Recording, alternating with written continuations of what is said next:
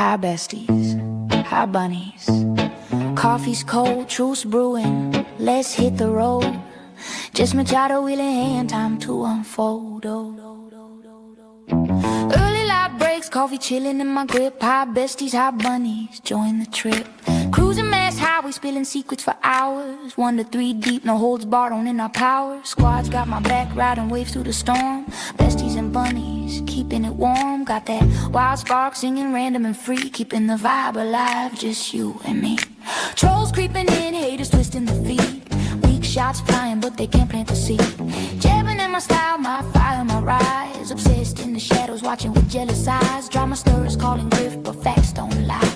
While y'all view my lights touching the sky. Reddit ghosts lurking, basement critique so low. Keep throwing shade, watch this bunny glow.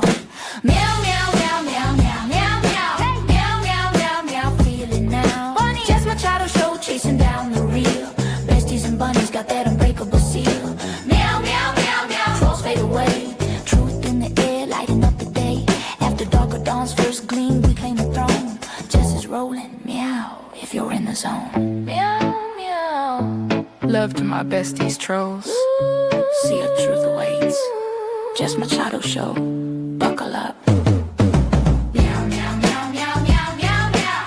Meow, meow, meow, meow. Feel it now. Meow, meow, meow, meow, meow, meow, meow. Meow, meow, meow, meow. Feel it now. Meow, meow, meow, meow, meow. Meow, meow, meow, meow. Feel it now. Meow, meow, meow, meow, meow, meow. Meow, meow, meow, meow. Bunnies.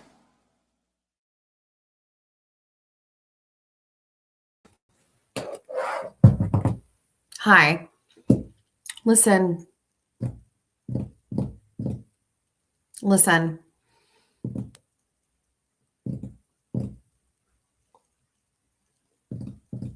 Can you all hear me and see me fine? Is everything okay? I went live and this color is off. So let's like put our hands up and there we go. Great. Fix it. Great. Thanks. Better. Thank you.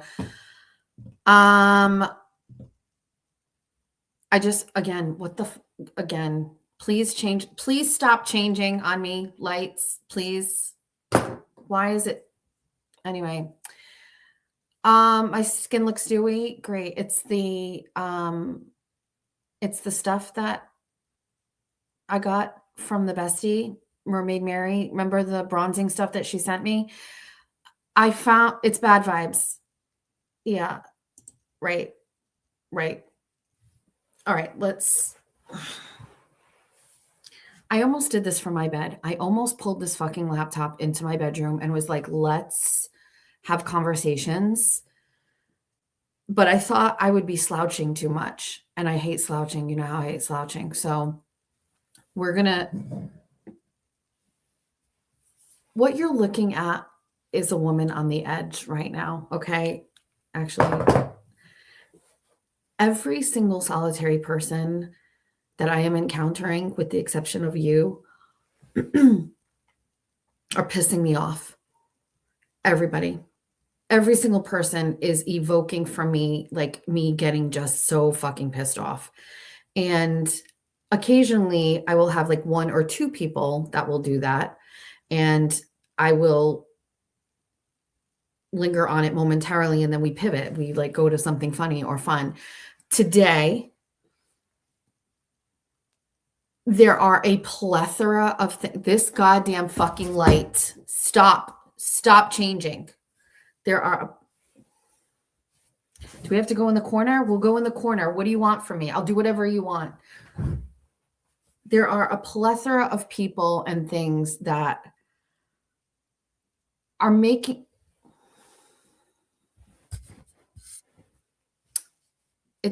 me so upset. Oh my fucking God. Do you see this? Change. What do you want? You want to keep this on the side of my head? I'll keep it on the side of my head. Great. Let's do it. Perfect. Let's do it this way. So many things are pissing me off that I have been clenching my teeth for like 6 straight hours. Like 6 straight hours, I've been clenching my teeth.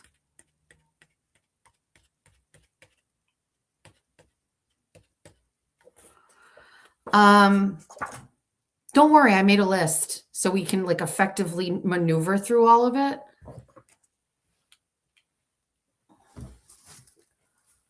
Which one of you sent me this Annie wig? Which one of you sent me this Annie wig? I'm not your trick pony. There's no way I'm putting this on and I'm going to sing tomorrow. Don't do this. Of course I'm going to do this. Of course I'm going to put this on. Of course I'm going to sing Annie. Of course I'm going to make fun of Jen Altman. 100% I'm going to do that. Am I going to do it right now? No. But am I happy to know that I actually have this here? Yes. Yes, very much so. I'm very happy. I'm very happy that I have this. It had a little hairnet. We could use this for a completely different skit. But look at this. What do you need? We're not starting with this. I'm just saying, like, this has a lot of potential. We have our hair in a bun. Just forget. You get where I'm going with this. Maybe far. Who did this? Which one of you? Please don't send me things. You know how much it fucking pisses people off. Let's go down the list of shit that's going on. Oh, look. Horizon Social Chart. Voting member. I have merch. Turns out it's great merch. Turns out I like it. Turns out it's comfortable. Turns out it's affordable. Turns out it's cozy. It's also funny. And I love it. So you know what the merch store is. It's Bestie headquarters. You can go buy some merch. I am like $400 away from hitting 10,000. Right? $400 away from hitting $10,000 in merch sales in a week. It's a week yesterday. Take that, you fucking losers. Not you. None of these messages. Don't anybody internalize this. Nobody sit there and be like, no, not me. You know how this is going. It's everybody else. I got an extra large. It's massive. It's big. The Horizon Social, it's big. It's cozy. It's big. This is an extra large. I don't even have the link up anywhere. And I sold that. I don't even have the link up. I suck at that. We didn't want to go too crazy. I ventured to say that I was going to shut the store down for the week while I was on vacation because I don't want to monitor it, keep everybody thirsty, but we'll see. Just so you know, Chris the Koala now has merch out. I literally am a trendsetter and it's exhausting. It is exhausting. I'm like, oh, like you guys, I'm doing merch. And then like now, like this other guy is doing merch. It's not good. It's not good merch. Well, we're going to talk about something which I talked about with my friend Aiden Carney today about, give me a pen.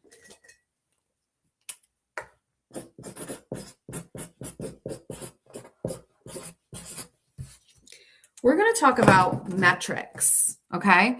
We're going to talk about metrics and how you can tell who suffers from turtle boy derangement syndrome, Jessica Mushato syndrome, whatever. You will be able to tell who suffers from this when they ignore metrics. If you present someone with numbers and facts and the person still goes, no, then you go, you're a loser. We're done. I can't even think. I know you don't even entertain these people, but like at a bare minimum, can I give you the perfect example? Dude, if this fucking light doesn't stop changing, I am going to stab somebody. Not really. Take that back. I want to fix something. Stay right there. Don't leave. I'll put myself on some sort of funny thing while we freeze out for a second.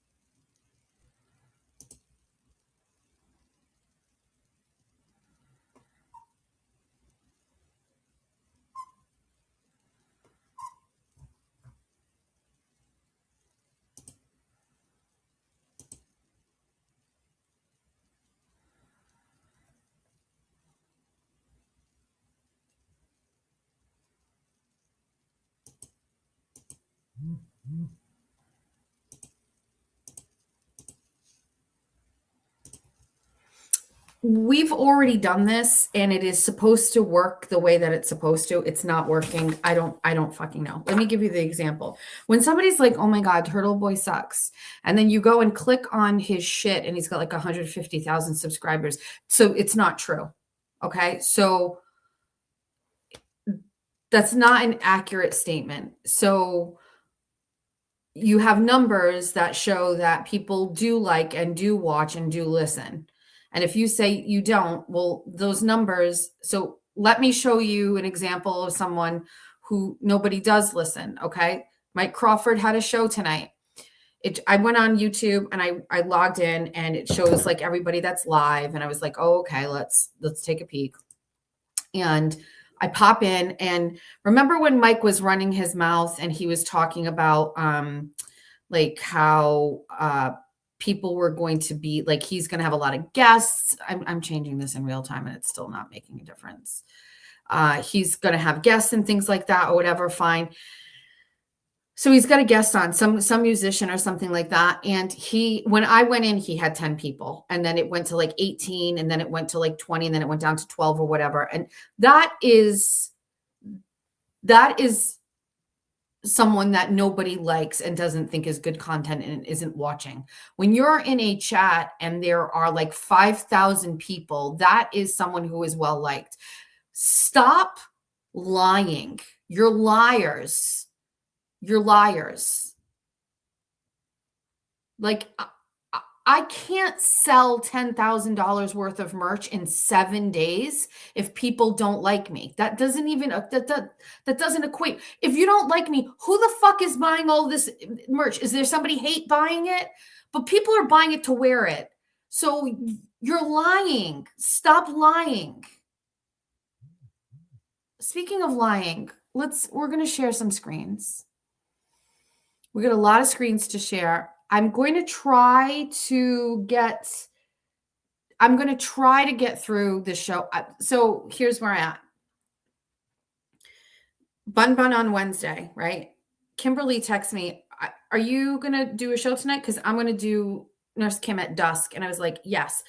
I have to start at 7 because Erica is going to go live at 9, right? Because Erica has been away. She had a death in the family. She was thinking she wanted to kind of like come back. And I was like, happy to have you after me.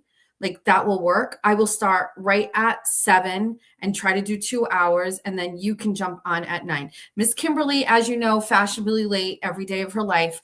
I bumped to 7:45 thinking she's probably going to be a little late. I don't want her to feel pressure. Let me give her a little bit more of a buffer. So I scheduled for 7:45 and Kimberly doesn't show up.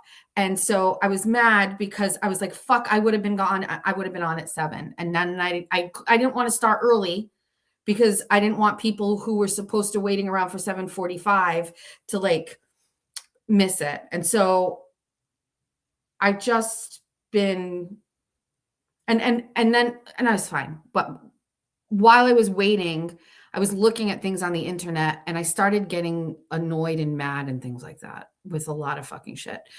I put up the stuff about Mike Crawford, like go give him some views. Cause as a person, I felt really shitty and not shit, wrong statement. I felt bad for him. I felt like it's really sad. My brain in that moment doesn't remember that he was so mean to me.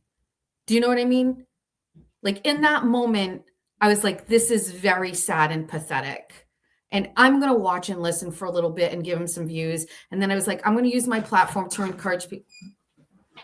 Hi, Mauser.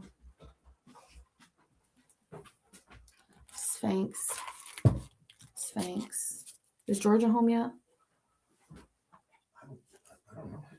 Okay, thank you.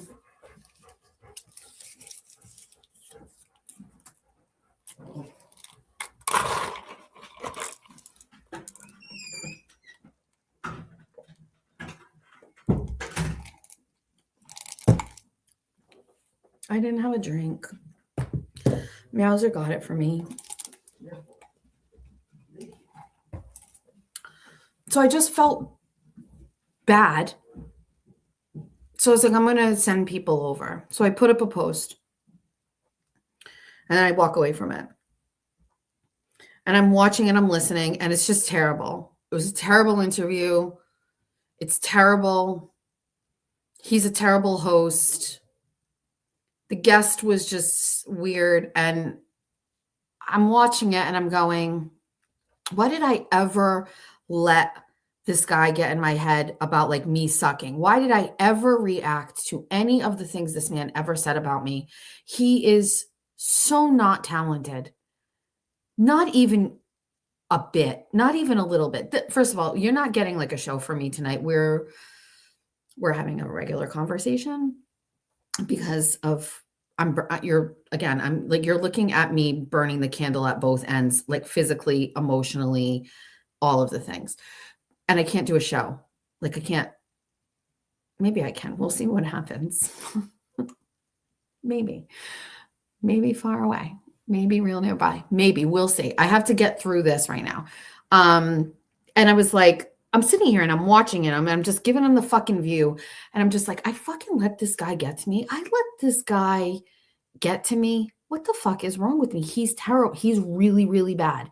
And what I recognize is that the Karen Reed trial was such an extraordinary set of events that it literally, everybody was so thirsty for Karen Reed content and anything. It was so eye-catching and ear-grabbing that talentless losers were elevated into the realm of popularity solely based on need, solely based on like everybody's desire to learn more, hear more. I want to see more.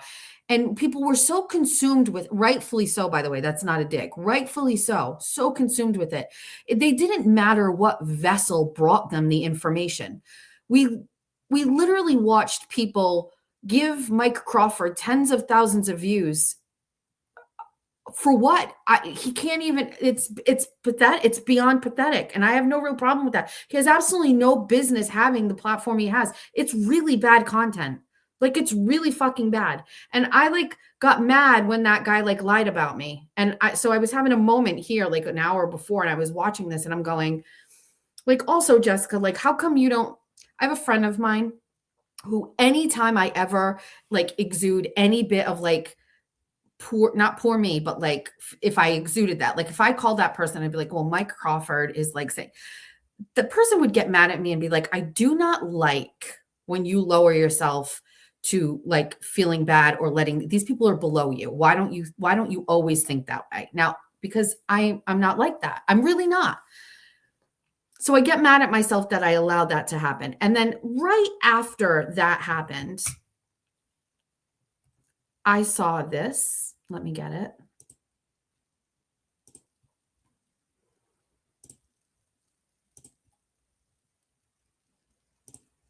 Hold on.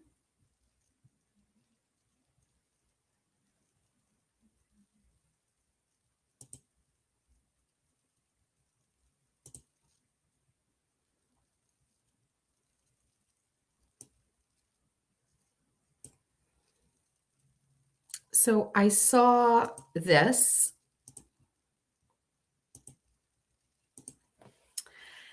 And I'm like, this fucking loser used this deliberately as a thumbnail to talk about the Epstein files. And I was like, how on earth did I ever allow myself to get upset about like this? How did I ever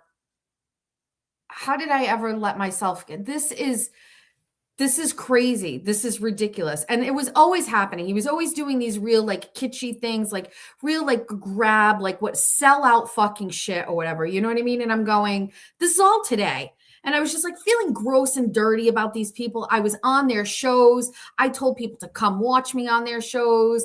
Like what a idiot I was. And that has nothing to do with me having this show. Like if I didn't have this show and I saw this, I would still be like, what is this? Like, right? Okay, right. We're all on the same page with that. Glad we are all on the same page. Get that off.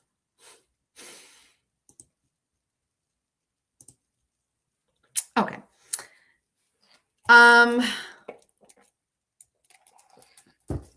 So anyway, I had a beaver moon ceremony. I should have let the beaver moons. I should have brought those guys back. I saw this all stuff in like a couple of days.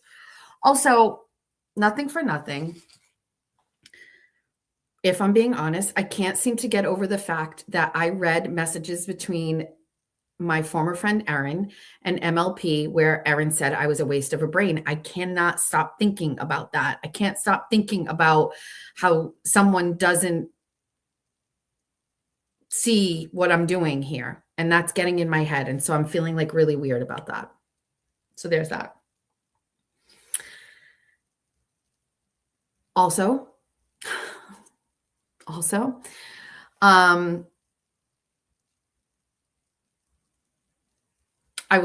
try to share it without like sharing too much. But so today I pick up Georgia from school, and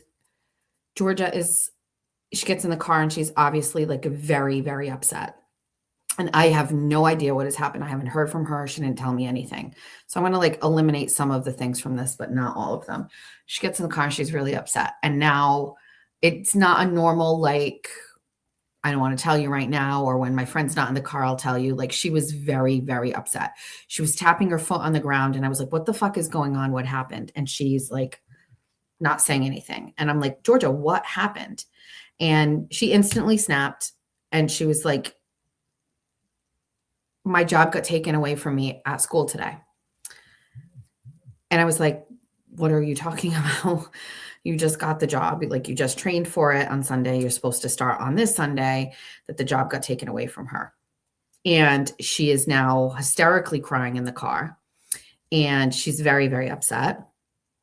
And I'm like, I want to know what's going on. Like, what happened? Like, whatever. So she told me that she asked her teacher for an extension on a project.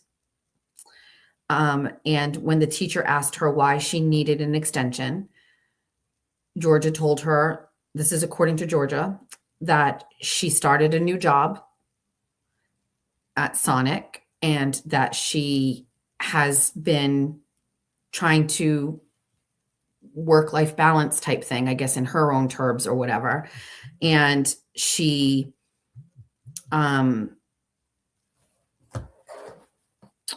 said that she was just kind of falling behind on things. But we talked about it, how she said she was kind of like tired and she was like struggling, right? And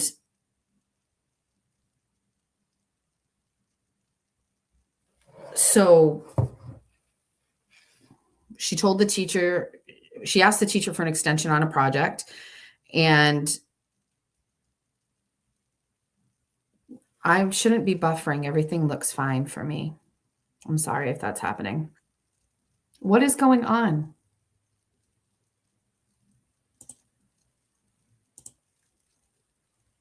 Wait, is there buffering happening?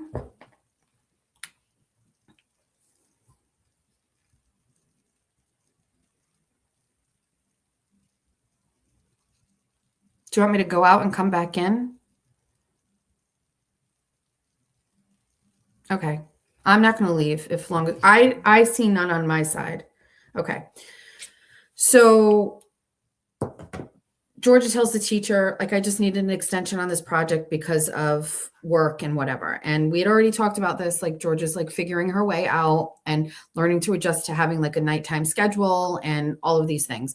And by the way, Georgia doesn't just like schlep around school and like go from class to class and carry a book bag. She is a hands-on student. She's an environmental engineering major at Bristol Aggie. So a lot of her school day, first of all, she walks across a huge campus, inside, outside, but she also like manages, she does all the aquarium animals. She does turtles and skates and all of these things. And so very hands-on. She's always very tired and dirty when she comes home. So anyway, so she tells this teacher this or whatever. And I guess the teacher, not I guess, I know the teacher went to the person in charge of like the jobs and said that Georgia was struggling with the balance. And so that guy went and found Georgia in the hallway. And he said, your grades come before anything else. You got to get everything under control with your grades, and then you can get the job. And Georgia was very upset by this. So I had a decision to make, and I'm not going to sugarcoat it. I brought Georgia home. She was very, very upset, like crying very heavily upset. But wouldn't give me any more information. I wanted to know, am I missing something here? How am I going to handle this? And I certainly felt there was nothing wrong with the phone call to ask, like, hey, what's going on? Also, am I missing something? Because her grades in the portal seem fine. You know what I mean? Like, she just got offered the job 2 weeks ago. So it's not like she's had a huge drastic change in her grades or whatever. So I called the school and asked to speak with the teacher. And the secretary comes back and she says, I'm actually going to connect you with the director, the man who like gave her the job or whatever. And he came on and he's like, how can I help you? And I'm not even going to sugarcoat this. The phone call went just absolutely beyond terrible. I was trying to be like, not a mama bear, but the way that he was talking, I could see what he was doing. He was basically saying, you know, we're protecting her. Her grades come first. If she's not ready, then, you know, whatever. And I let that happen for a little bit. And then I was just like, so like, let's like holistically look at the child here. And I'm not trying to like, again, be like a micromanager here, but like context matters.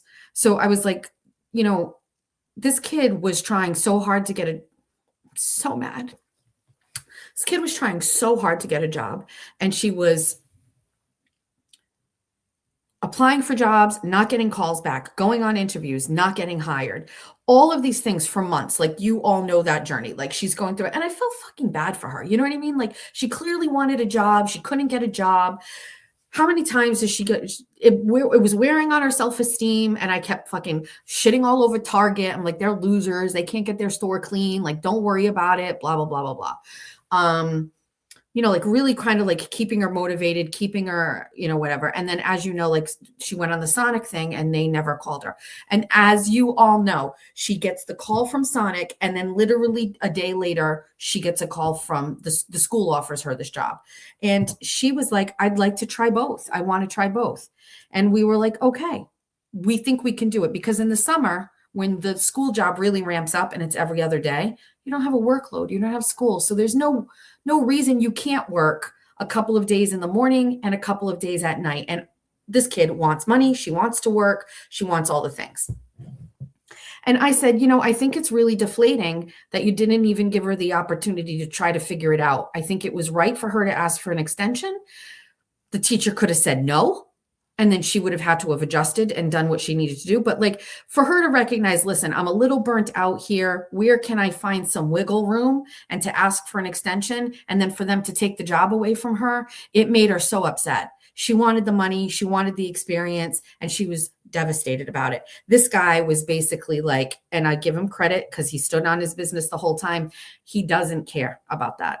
He didn't care. They made the decision. She couldn't do her workload as scheduled, and therefore, you know, come back when you can. And that's it. That's what he said. And I was more or less like, yes, and also no. And it is your choice. And I'm not going to impact that, but also, did you know about the job situation? And also, by the way, I also said, like, you know, I would have liked maybe a call to say like, hey, like, are you aware that she's not, like, I don't know, maybe Bristol Aggie's just not like that. I don't micromanage there. I don't get involved in anything. I don't know. I don't know how I handled, so I came in and I talked to Georgia. She was upset that I called. And so she was very mad at me. So the teacher was mad at me and Georgia was mad at me. And I would have liked her to at least try to work the job and not have to deal with like the blow to the self-esteem. Because now I think she's embarrassed. Prior to me calling, you could tell she had shame that they were like basically telling her like, okay, well, we're actually not going to give it to you now. And I do think that like she's a little socially awkward. I asked him, I said, how did she react when you told her this?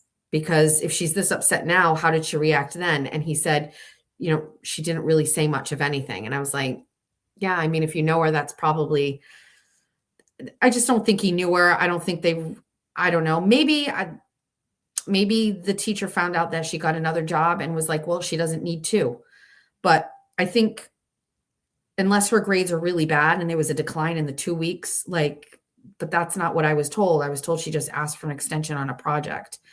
And I think she was embarrassed. I think she was upset. I think she was feeling deflated. I think nobody was more excited to have two jobs than Georgia.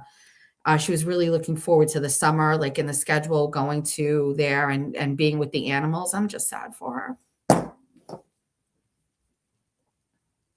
It's not that big of a deal, but I'm just sad. And then I told her I called the school and she got mad at me. So there was that. This is all happening like just before we get into the show or whatever. So she was scheduled to, not scheduled, on Wednesdays, usually her boyfriend comes over and we order dinner, but Jeff had his lessons. Jack was out. So she's like, I have to get some things at Walmart. Can we go, that was the plan. They were going to go to Walmart and go get McDonald's. And I also didn't like the way that she was talking to me. She was yelling at me and swearing because she was mad that I called the school. And I really actually felt like that was right, but also didn't feel like she should get away with getting mad at me. And so I was trying to make a decision if I should punish her and say, you know what, you're just going to stay home tonight. And I normally would have done that, but I felt like it was piling on. And so against my better judgment, I let her go.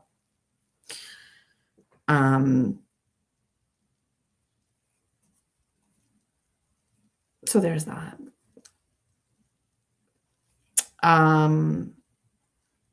don't know exactly the details of the project. The guy that I talked to didn't know. And I asked him, like, what are her grades right now? And he also didn't know. I said, well, before you told her she couldn't have the job, you didn't even look at her grades. And he's like, no, the teacher told me she asked for an extension. I made the executive decision. And I was like, okay.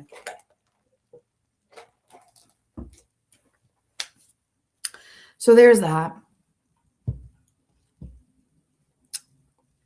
No punishment. I agree. There's no punishment. And also, like, I also plan on, when I talk to her later after this, my plan is to, why am I having a hard time making eye contact with all of you right now? I just don't want to look at you.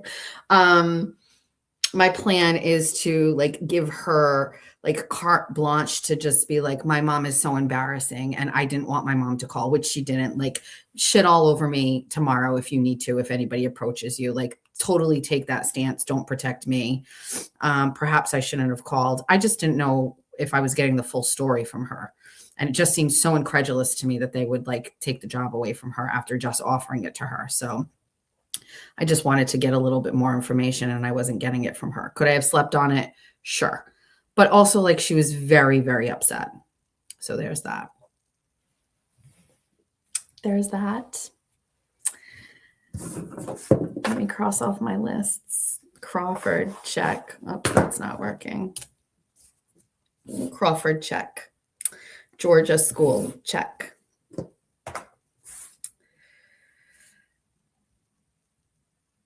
Okay.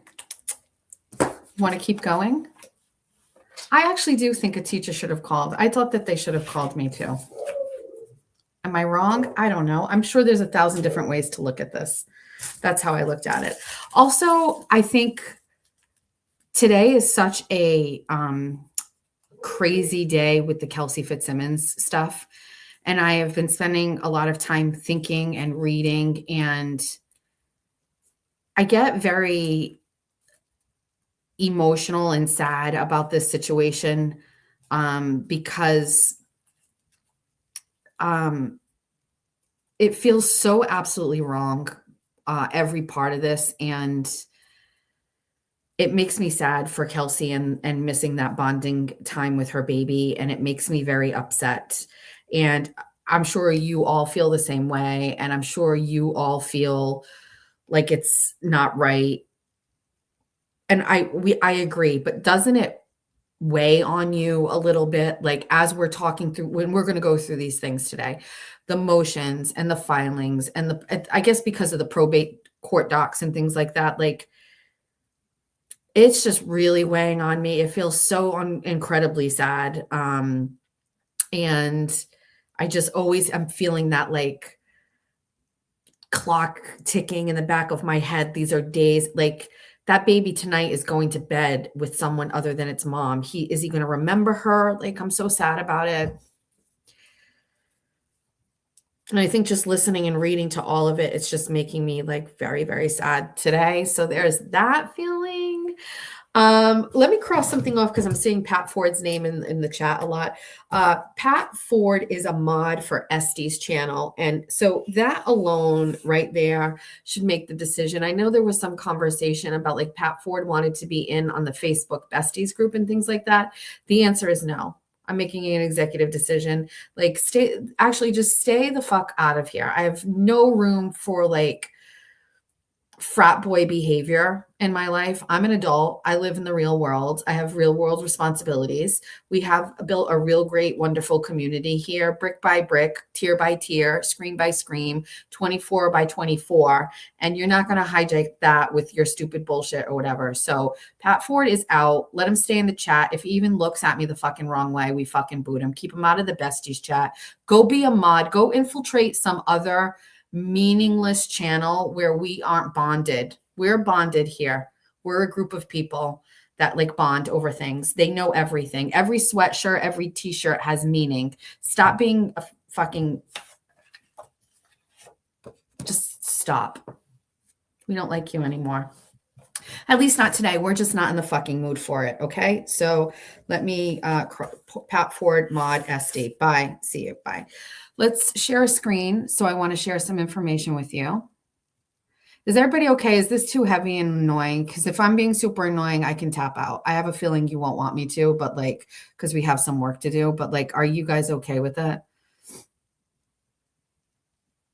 Top tier on the Horizon social chart, Erica Ford. No Pat Ford, thank you. Okay, great. All right. Let's share a screen. Let's slide this over here. Oh, I'm getting so much better at this. We want, which one do we want? Do we want this one? Okay. We're going to do this. We're going to share this screen. We're going to go to this. We're going to share.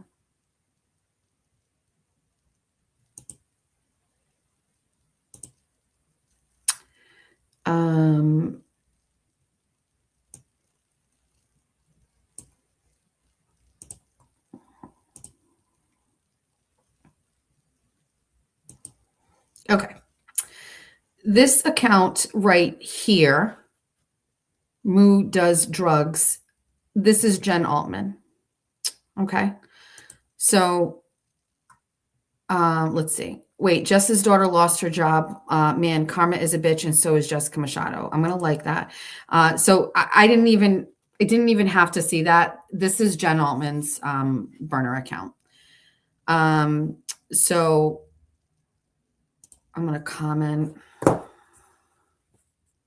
Jen, I can feel how dry your vag is from here. Get lube. Okay. Well, that surprisingly makes me feel better. Okay. So this is Jen Altman's burner account. I just wanted to let you know. You have friends that don't like you, and they tell me things. So there's that. Okay. All right. That's all we needed to know about that. Let's end that. While we're on 50 grit, let's go to this one. Jen Altman has started a GoFundMe for Meredith O'Neill. I thought it was a prank too. It is legit. It is a campaign created by Jennifer Altman. Support Meredith. Yep, I understand. Click on it. Thank you. Okay. For months, Meredith has been the target of an ongoing and escalating online harassment campaign. This actually feels like it should be read in Cartman. right? That feels like that should be read in Cartman. Anyway, for months, Meredith has been the target of an ongoing and escalating online harassment campaign led by her former boyfriend, blogger Aiden Carney, also known as Turtle Boy. What began as a personal relationship that ended has turned into something far more damaging. Meredith has been repeatedly targeted on large online platforms where false narratives about her have been pushed to thousands of followers. The harassment has not stayed online. At his direction and encouragement, followers have contacted Meredith's employer, attempted to interfere with their professional life, and spread damaging claims about her. Others have targeted her family. How come I can't see that anymore? Hold on, let me just grab it. So, I mean, let me finish reading it.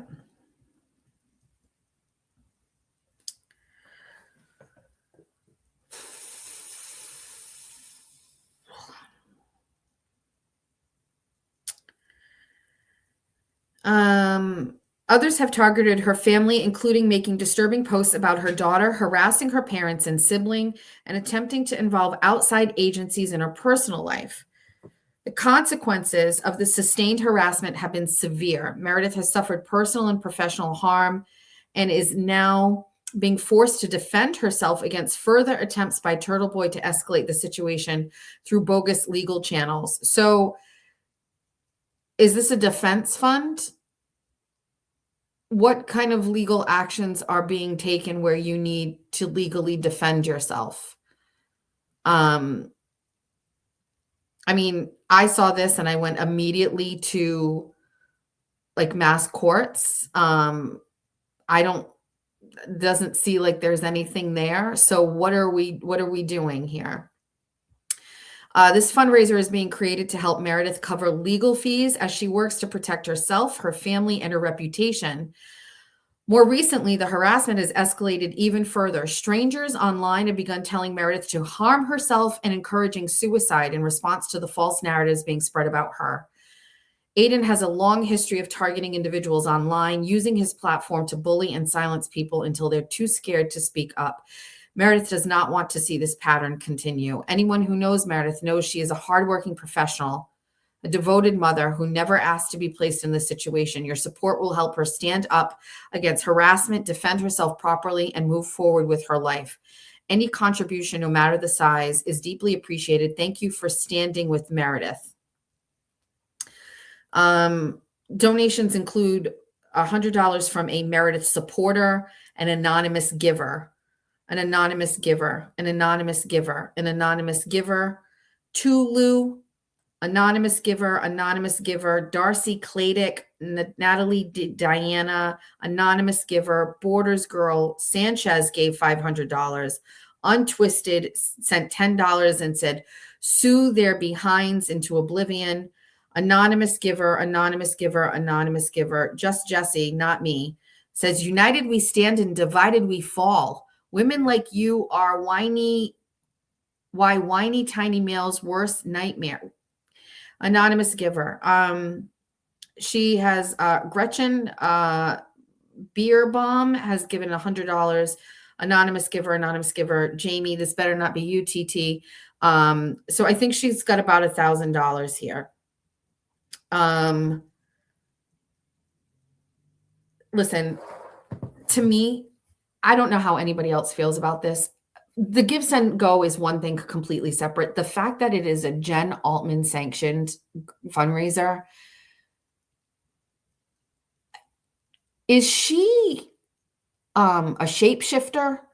What kind of a person spends 3 years online bulldogging for Aiden Carney and then in less than 3 months has gone in such an opposite direction that she is now writing this and putting her name attached? This like, listen, Meredith is has a history of these types of behaviors. Meredith has done this before to exes, like tumultuous relationships or the end of them seems to be something that happens to Meredith.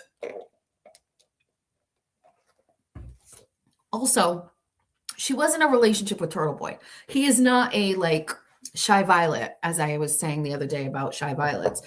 That's not him. To me, I can't get over that this has Jen Altman's name on it.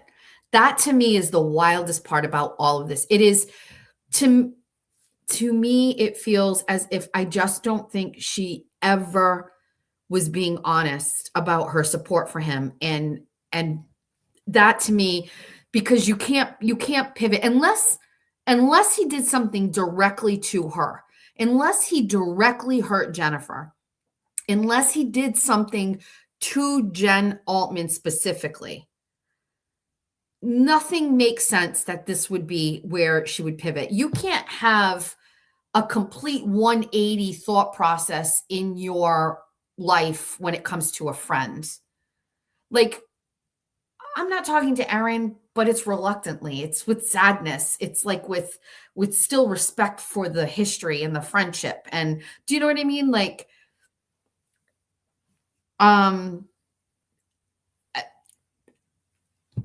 it's making me lose faith in humanity, to be honest with you. It's wild. And that this narrative is how it is written. Now, anytime anybody wants to call me like lacking self-awareness, please refer to this Give, Send, Go, where there is not one lick of a sentence on here that talks about everything that Meredith has done. Independently, all of these things standing on their own may constitute support, may constitute reactions from people that evoke sympathy or wanting to give words of encouragement to her. This on its own, but there is a whole other side to this. There is a whole other thing. Put up the truth. Put up what you've done. Put up your posts, put up your screenshots, put up your videos, put up your releasing the video of him crying, put up your part in this, and then ask for help. But stop lying, stop deceiving people, stop pretending that you are an exclusive victim and that you have not participated in the back and forth of this. Where I was talking to somebody today, where does the back and forth end? Who's instigating here? Who called off? Who started back? The lines are so blurred. I get it where people don't understand it, but at this point, how could you stand from this position and act as if you are completely absolved of any type of part in this? There is no accountability for what you've done. And you've done a lot. And I think people like don't want to talk about it because they're scared or whatever. Like I'm not scared to give my opinion on this. You have been unbelievably relentless in your pursuit of ruining his life. I don't even care if it was provoked. Let's just say everything was copacetic and cool, which it wasn't because you were sharing his shit before he did his Valid Truth journey. But say it was, you've still countered it. You still participated. There's a way that mature intellectual people handle this. They disappear from the internet. You don't see them. You don't hear from them. They're not talking to people. They're not pushing shit. You're playing this fucking game the same as he is. You're doing the same shit.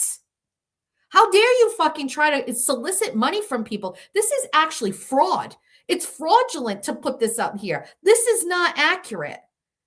And if an unsuspecting person reads this, they're going to look at this and they're going to go, shit, this is terrible. Well, where's the other side of it? Stop acting that way. Like, get the fuck off the internet. Like, listen, I'm here. I open the door to the shit. Whatever that account, whatever. These accounts want to make fun of me, my kids, my ass, my face, whatever. I don't care. I'm here. And so I have to accept that. If I get to a point one day where I don't want to handle it anymore, you won't fucking see my face until I feel better about it. If you're down this bad, babe, beat it. Get out. Bye. Don't be here anymore. But stop fucking lying to people. This is like weird grifting fraud. This is fraud. This right here is fraud.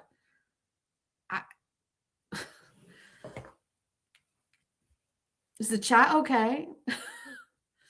Like, right? Am I nuts?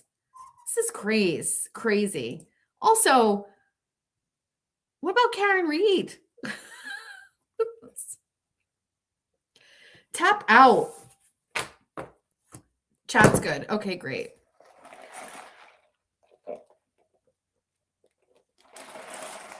What legal problems? I don't know. I suspected that it was defensive legal issues because when she was on her show the other night, she talked about having her own legal fight. And it didn't sound to me like it was a proactive thing. It sounded like a defensive thing. And now this pops up and I'm going, has she got charges? Is something happening that I don't know about? Aiden, call me. Like, what's happening? Like this, something doesn't feel right about this. This seems like she needs money to hire an attorney to defend herself.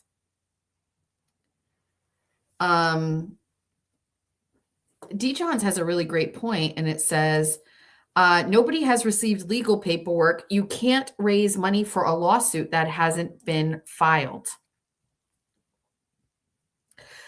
People in court is saying, I think she has charges, and Aiden is not saying. I have not heard or seen anything about that. So we'll have to see. Who just said this? Who said this?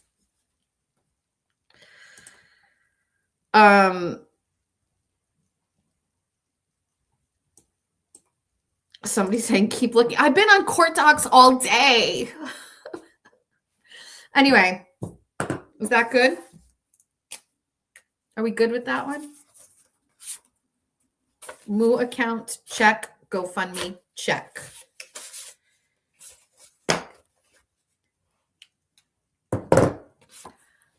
I'm trying to mend a friendship with someone. It's going well. It's going well.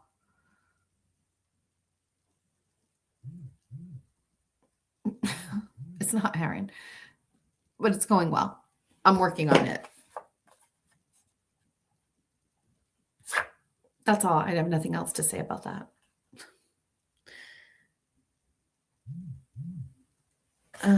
My phone is beeping. Let me take a peek. People are saying a wiretap. I don't know. I have no idea. I don't know. I don't know anything.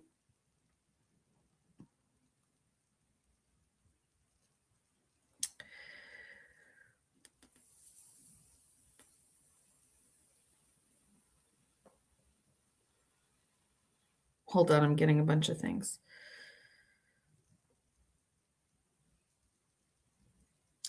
D. Johns, are you texting me in the middle of my chat about your ad? I will work on it.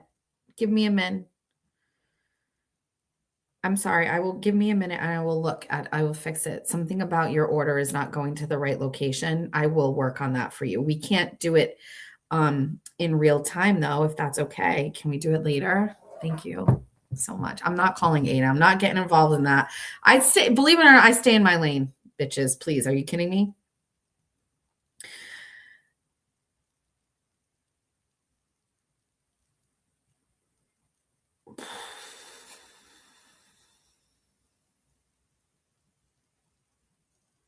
Okay. So that's that. Let's clear out some other things out of the way. We're going to get into the Kelsey stuff. So I want to clear all of these other things and get over that. I'm going on vacation on Sunday.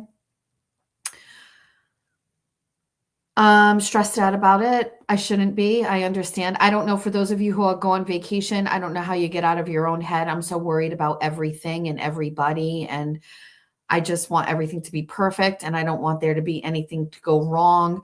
TSA is now saying like, you've got to get at the airport 4 hours before your flight because of like these funding issues and not having enough agents. And so I'm very stressed out about that. So I don't want to miss my flight. and I'm worried that I'll miss my flight. And so I want to be there super early. And I would rather be in the airport, a place that I have not been ever, like in the past like 10 years, other than like once or twice.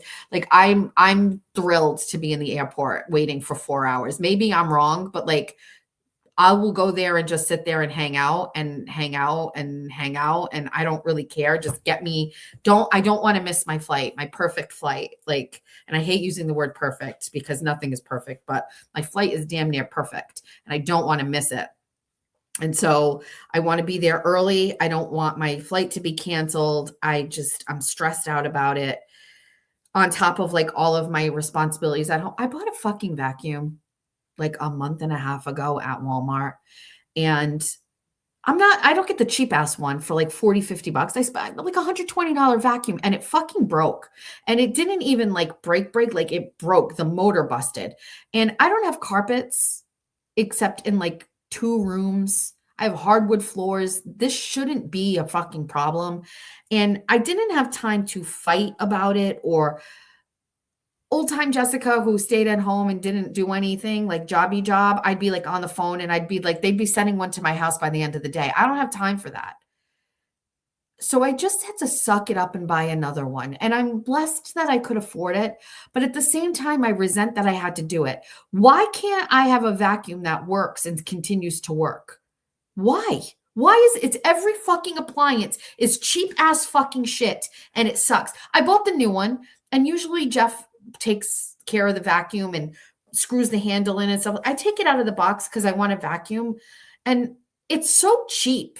It's just cheap ass fucking shit. And there's no in between. There's this one or like a fucking Dyson, which is like a fucking mortgage payment. And I don't want that one either. And so I'm just mad that I had to buy a new fucking vacuum. And on top of it, now I have to dispose of the other vacuum. And I still have the one before that. I can't go drop those off at Savers or Salvation Army. They're broken. So what do I do with it? I can't go and put it in a bin behind a Dunkin' Donuts. I can't put it out with my trash. I got to pay $25 to get rid of these 2 fucking vacuums. I can't even get rid of them. I'm stuck with them. So I have a reminder of the broken one in my sunroom when I went and go bought a new one and I just can't fucking handle it.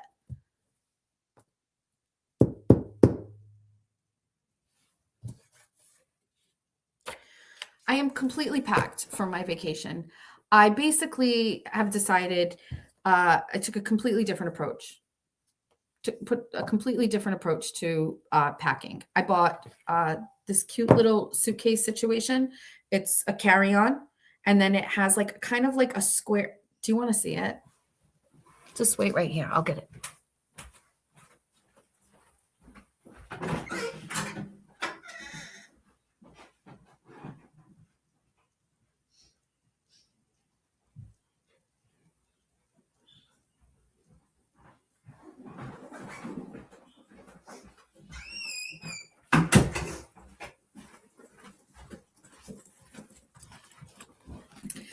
I bought a suitcase and then this little suitcase goes on top. Okay. And it also has a handle. And this goes on the top of the other one. And this is cute, right? Like this little thing goes on top of the other one.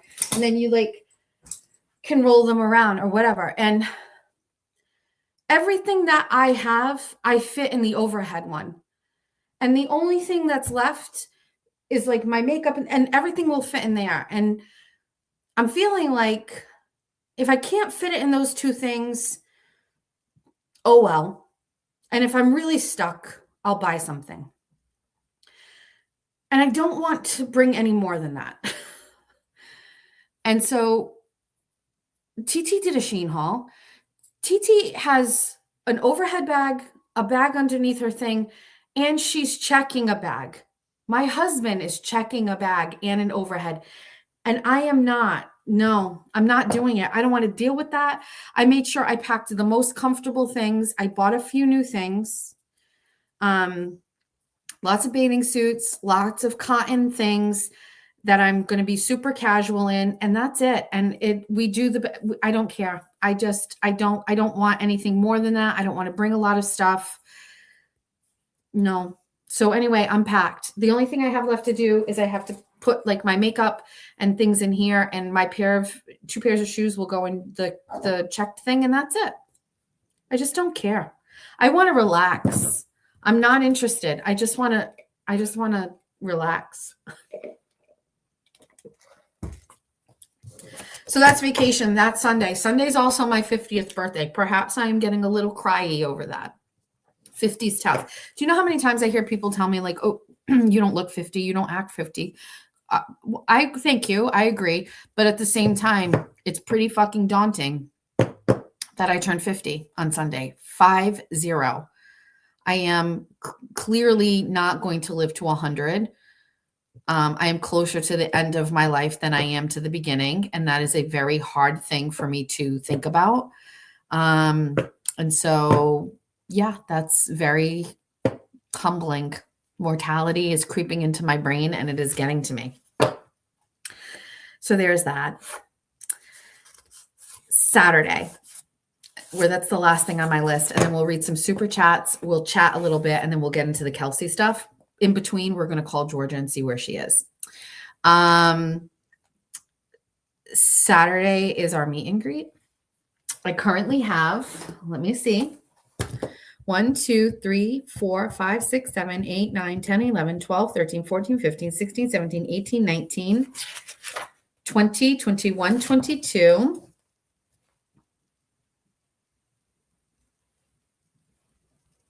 22 written.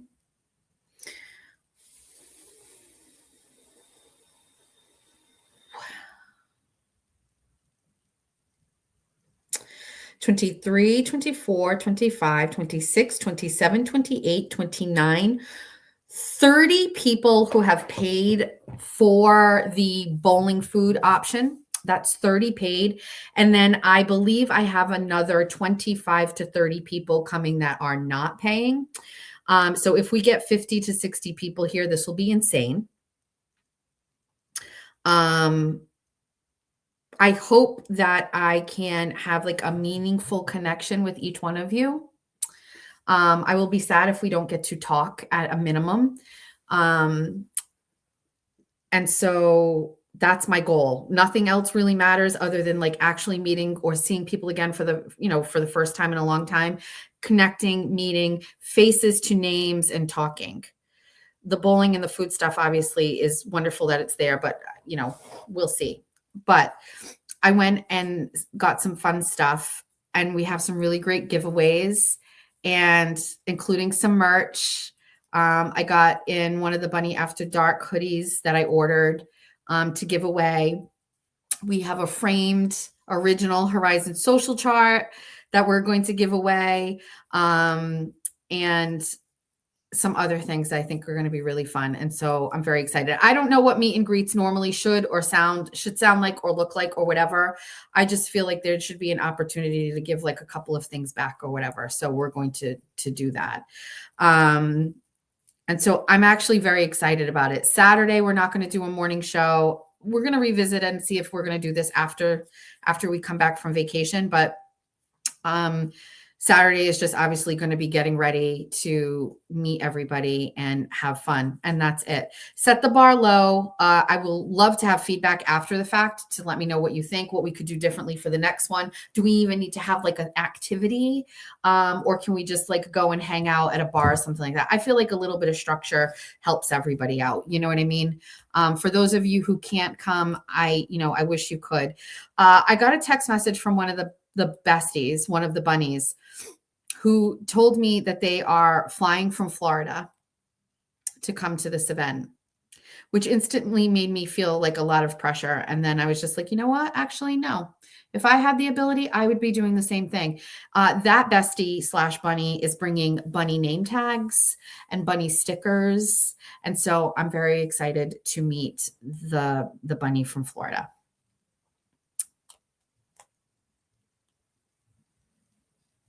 Okay. So I'm very excited. I have thought about this. I do believe that we should do some sort of live at some point for everybody to see us. Scott, if you're listening, I would love for you to do that. I may just give Scott my phone and have him live stream from my phone so that he can be in charge and he can talk to people, but it would be on my platform so people could see it. Unless Scott's trying to start a channel, Scott. And then if that's the case, I'll direct everybody over to you.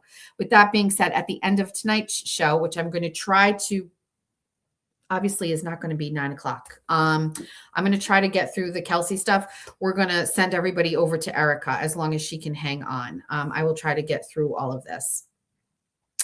Jess, did you get your gold bunny necklace I made you? It should have come last Thursday. A gold bunny necklace? Yes. Yes. Yes, I did. It's beautiful. It has the black charms on it. It's currently in the foyer. Georgia asked to wear it and I told her no. And so it's still there because I just would like to wear it first. I actually have a plethora of things that have come in the mail over the past couple of days. I got a little mad today because all the stuff was going on with Georgia. A box came in and my mother has now taken to opening them. It's almost like she didn't know that boxes have been coming for the past 3 or 4 months. Now, all of a sudden, she has an interest in the boxes. And I blame Romy because one purse came and now that's it. Now, I don't think she thinks that like it's for her, but she is recognizing people send gifts. And so she wants to see. So I'm like at the table and George is sitting down and we're literally talking about how I just called the school. And my mother is like, oh, this box came for you. I was like, okay, Mom, I will deal with it in a second. And she like lifts the top and she opens it and she's like, there's a chest inside. And I just was like, I'm doing something right now, but I don't want to see it. And then I recognized she had already cut open the box and looked inside. And I was like, Mom, stop. So I didn't even get a chance to look at it because remember when I said people were like stressing me out? That was what was happening. Also, I do have to call her. So I'm going to do that. And before we start the Kelsey stuff, we're finishing this. We're going to read super chats. We got to call Mima. One of the items should have gotten delivered that she had me order for her.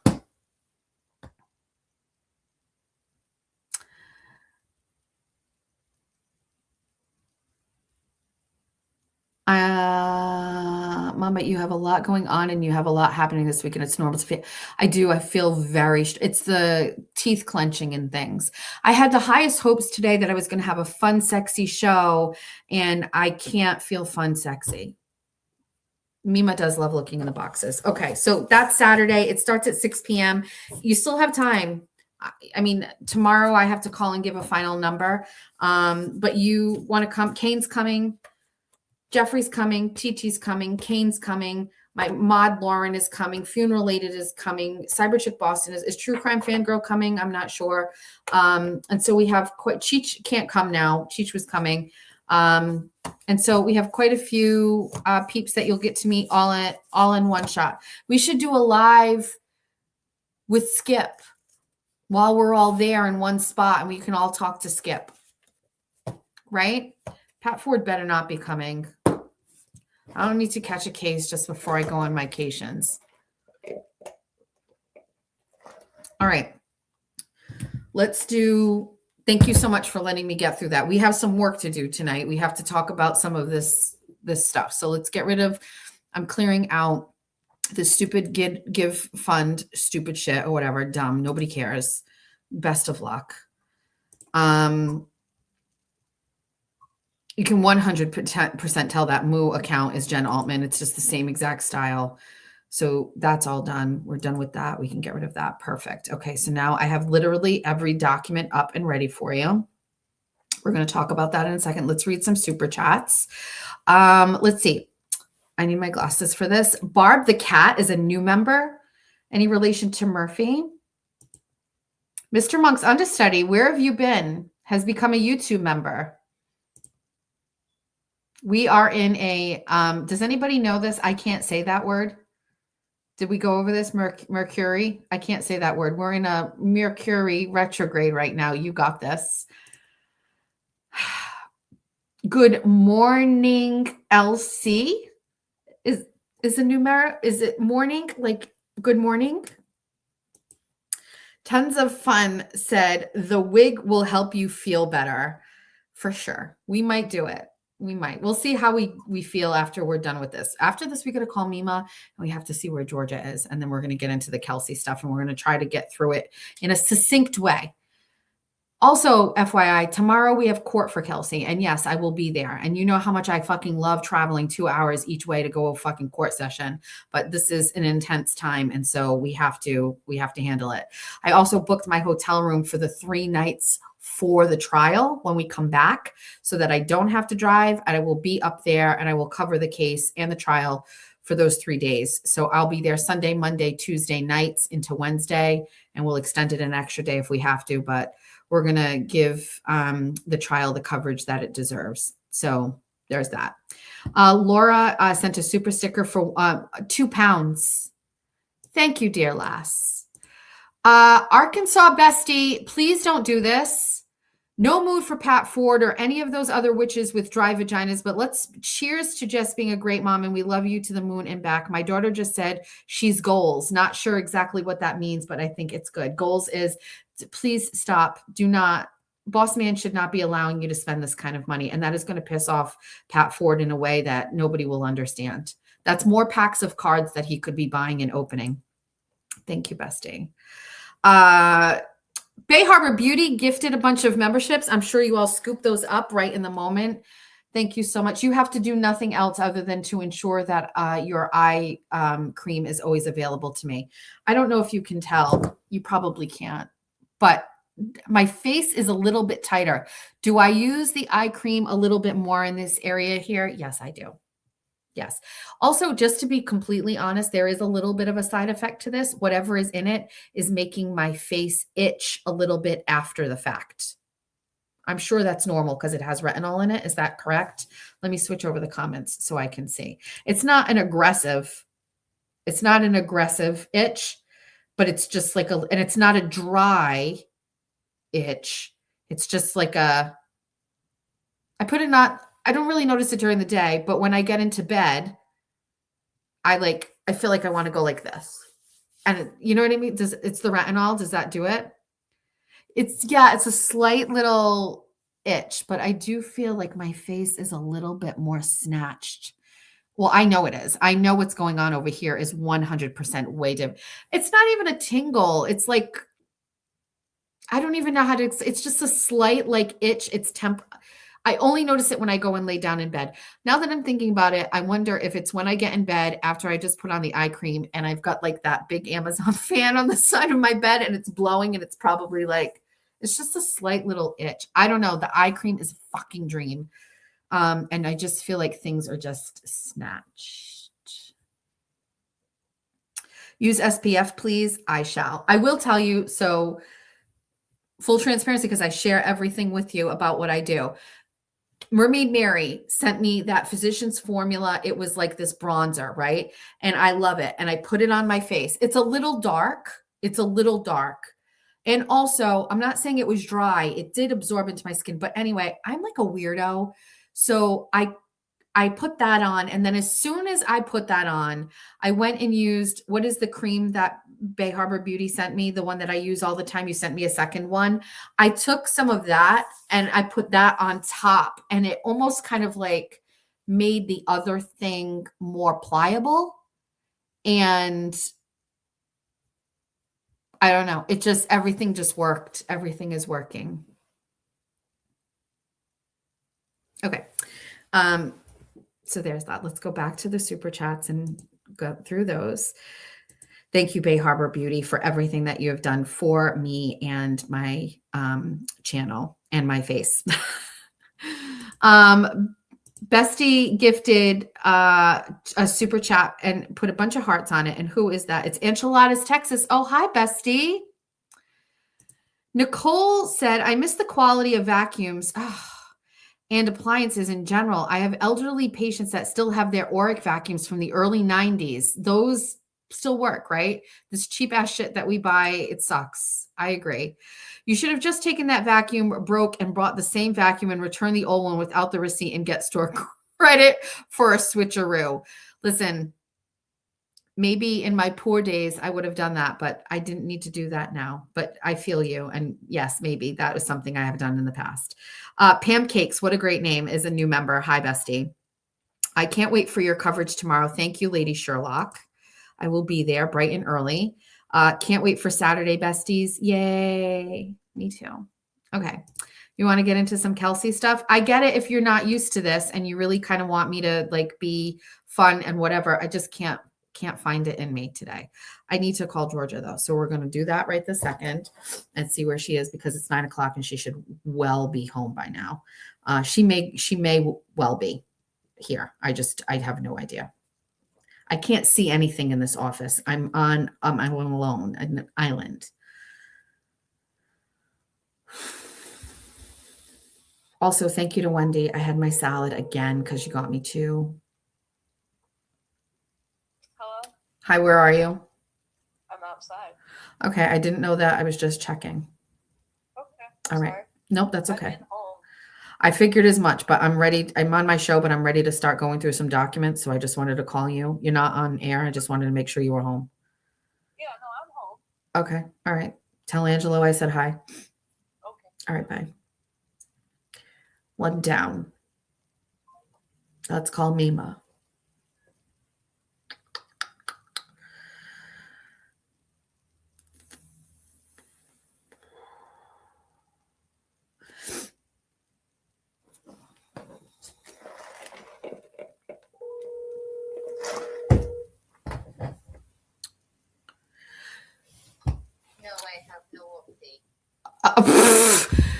My mother says she has no update, everybody. I don't have you live, but did a package come? It said that something else came, or you got the jewelry.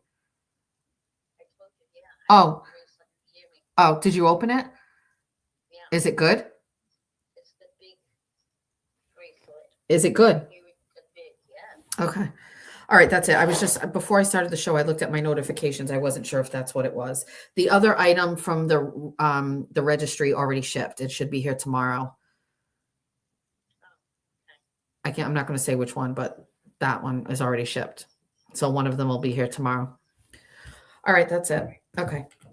All right. Bye. Do you guys want to go to Taco Bell with me? I feel like I want a chicken enchilada and a Baja. We can't do that. It's fine. Let's just get over it. I do want to go in the car and go for a drive and go get a chicken enchilada.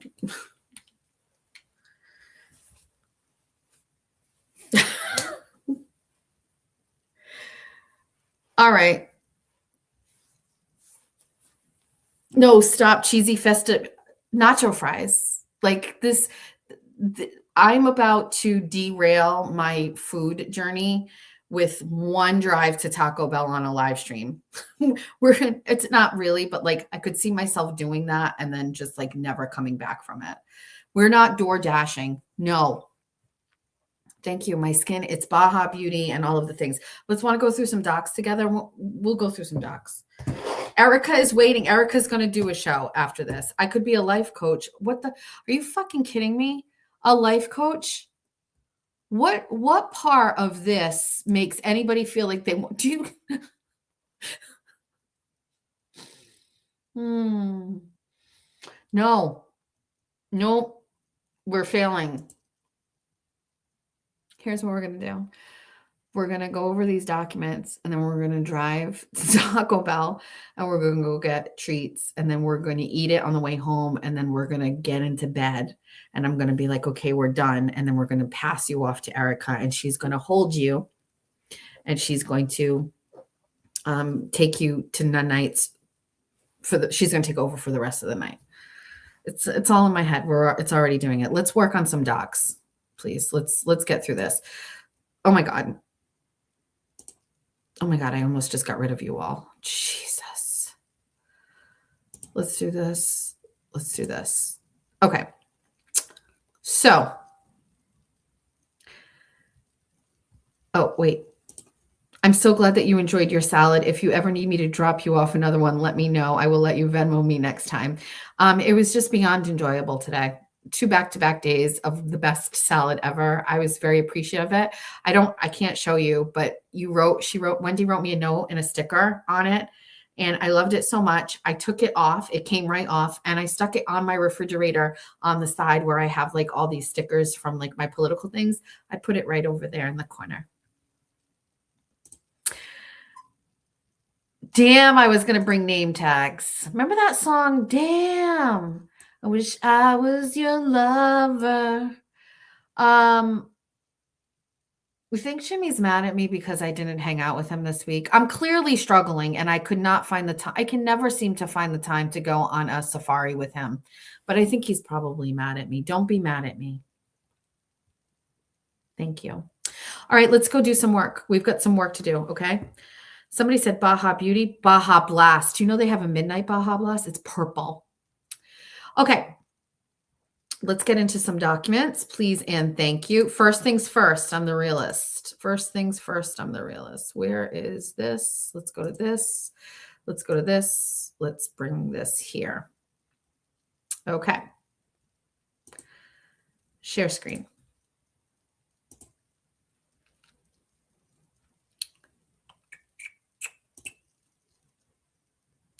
All right, let's take a look at some exhibits if you have not seen these today.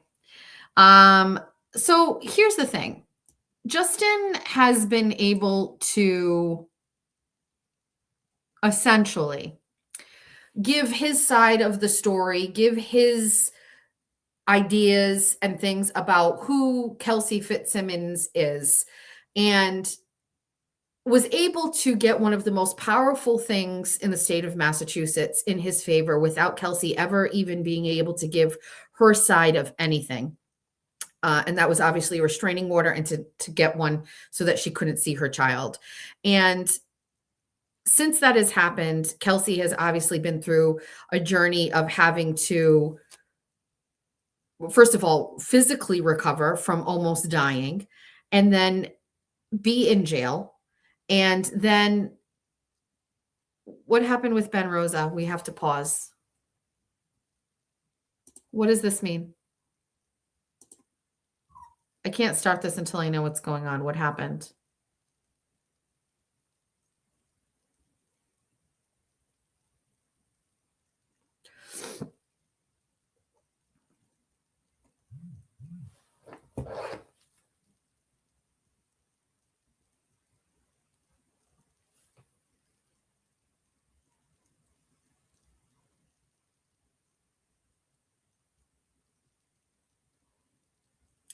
What happened with Ben is what I'm asking. He was here. I didn't notice any comment.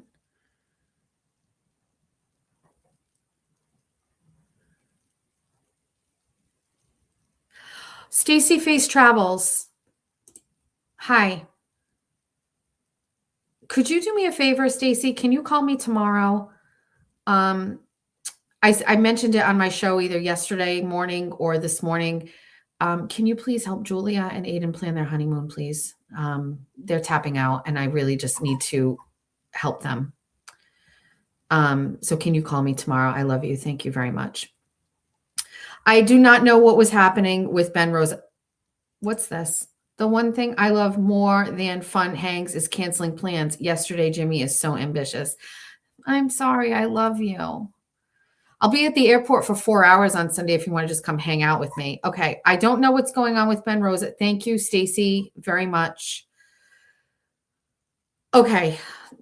Now I'm actually feeling lighter. Stacy's here. She's going to handle Julia. She's doing some sort of, she wants a honeymoon off the coast of Italy, some islands. I said, just please, and charge them. Don't comp a thing. They've got the money. Please help them. I'm so glad you're here. It's like everything is working. What happened with Ben? Ben said he received bad news early and was up to hanging out. You guys are going to have to pause. I'm going to message him. So you're going to have to,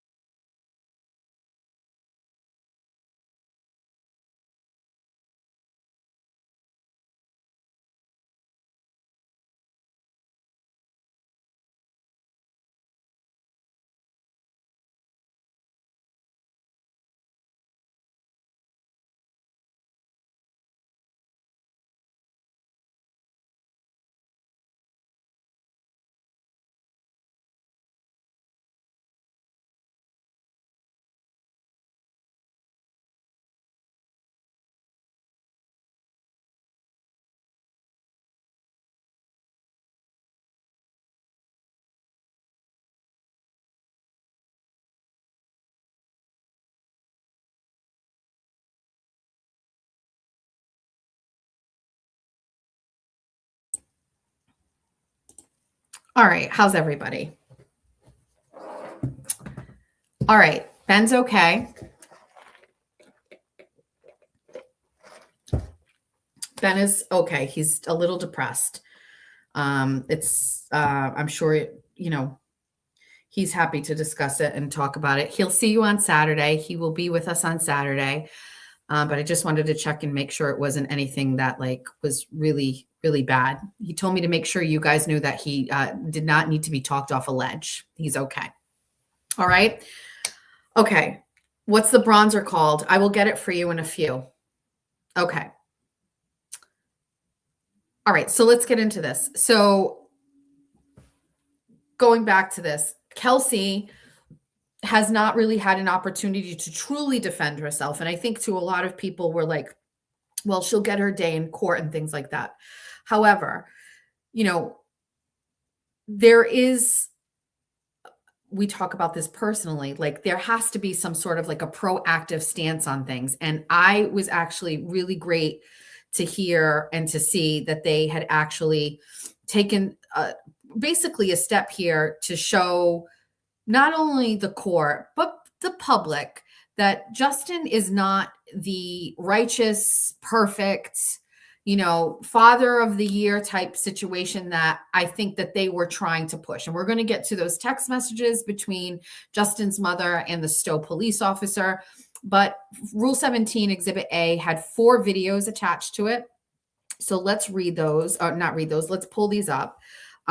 So basically, Justin has a weed problem, and it's not just a weed problem. There's other drugs, including mushrooms and acid, that he has been reportedly partaking in. Not as a journalist, as a commentator, I absolutely loved that this shit was out there. And Fox, Boston 25 picked this video up today, rightfully so. They should be covering way more of this. But at the same time, you've got a new mother. She's in the house. She's suffering from postpartum, but definitely get outside, Justin, at 9 a.m. and let's do this. Let's watch these.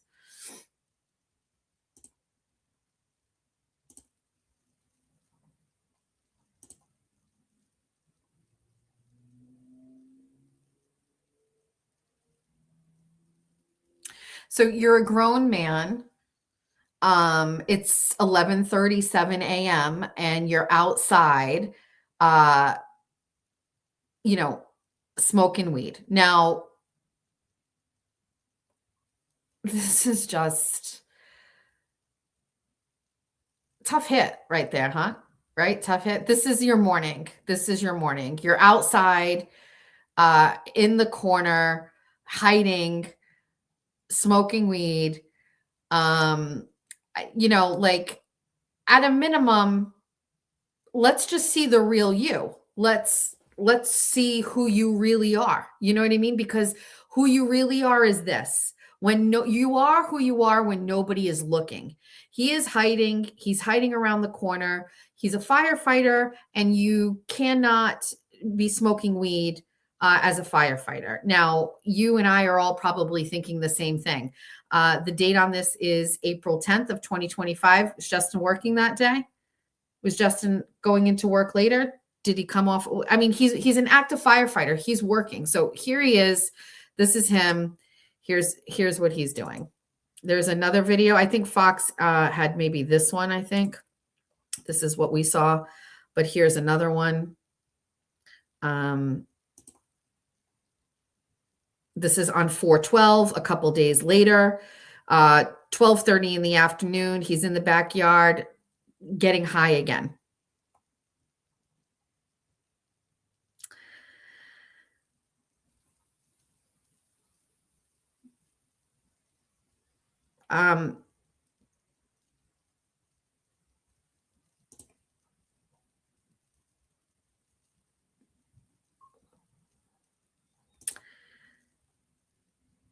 Great point. I knew he had a drug issue. The money with him is a major thing. He was probably spiking Kelsey's smoothies with mushrooms. I was thinking about how he seems to control Made her feel crazy. I mean, I don't listen. Basically, all we're doing here is we're observing him in his natural habitat. This is a couple of months before things go downhill. And really, what you have is you have a guy who is hiding. He's not being his true, authentic self in public, and he's hiding behind his house, getting high in the morning, whether he's getting high and Kelsey doesn't know, whether he's hiding it from who, I don't know what he's doing, but this man is outside sneaking, getting high. He's not supposed to be doing this because he's a firefighter. He probably shouldn't be doing this because he's a new parent and his girlfriend is, or his fiance is struggling through postpartum. First of all, I'm the last person to judge people for smoking weed, and weed is legal in Massachusetts. Be quite honest with you. Somebody saying it could be crack. I said the same thing. How do you know that that's weed? How do you even know? I mean, my take here is this. I just think it's important that the image that Justin's family and Justin has cultivated of himself should be authentic, and it hasn't been. And I don't care whatever. Listen, let's break it down, for example, in this manner. He's not supposed to smoke weed as a firefighter. He's breaking the rules of his job, his municipal job. Okay. So at a minimum, let's just talk about character. He has a job. He's not supposed to be smoking weed. He's smoking weed. He's doing it frequently. Okay. So this is that video. Now we have another video. This is in May on the 15th. It's 8:46 p.m. and he's in this little side room here, and he's smoking weed and blowing. Like, what are we doing, dude? And I think that, again, so let's talk about this. If he's saying that Kelsey had a drinking issue and a drinking problem, his words or whatever, like whatever he said or whatever he is purporting, both of those things are legal in my mind. Alcohol is legal and weed is legal in Massachusetts. How are you any better than her, Justin? If this is your behavior, if this is what you're doing, if this is a regular day for you, if this is a habitual pattern for you, by the way, you're not supposed to be doing that. You can have beers on your job or after the job. You can drink. You can't come to work drunk, but you can't do this at all. You can't do this at all. Justin should not be employed right now, is my take. He should not be employed. He should not be working. And so you'll see when we go over the family probate documents that they want a hair follicle test on him. He's the sole provider for their child right now. This is the person who is the sole. Now, you and I both know that his mother is doing all of the child rearing. And I spoke with, let's pull this one up first and we'll go over a point, which I think is really a great point. Now we are literally hanging our head out the window. It is now 9:21 a.m. on June 1st, literally 1 month before this whole situation occurs. And this guy is in the morning getting high. This is what he needs to do. This is how he is. Listen, I'm going to be honest with you. Like, I'm just very glad that these videos exist. That's my take. I'm very glad that these videos exist. So while we're waiting for that video to kind of go through, one of the things that I thought was really, hold on one sec.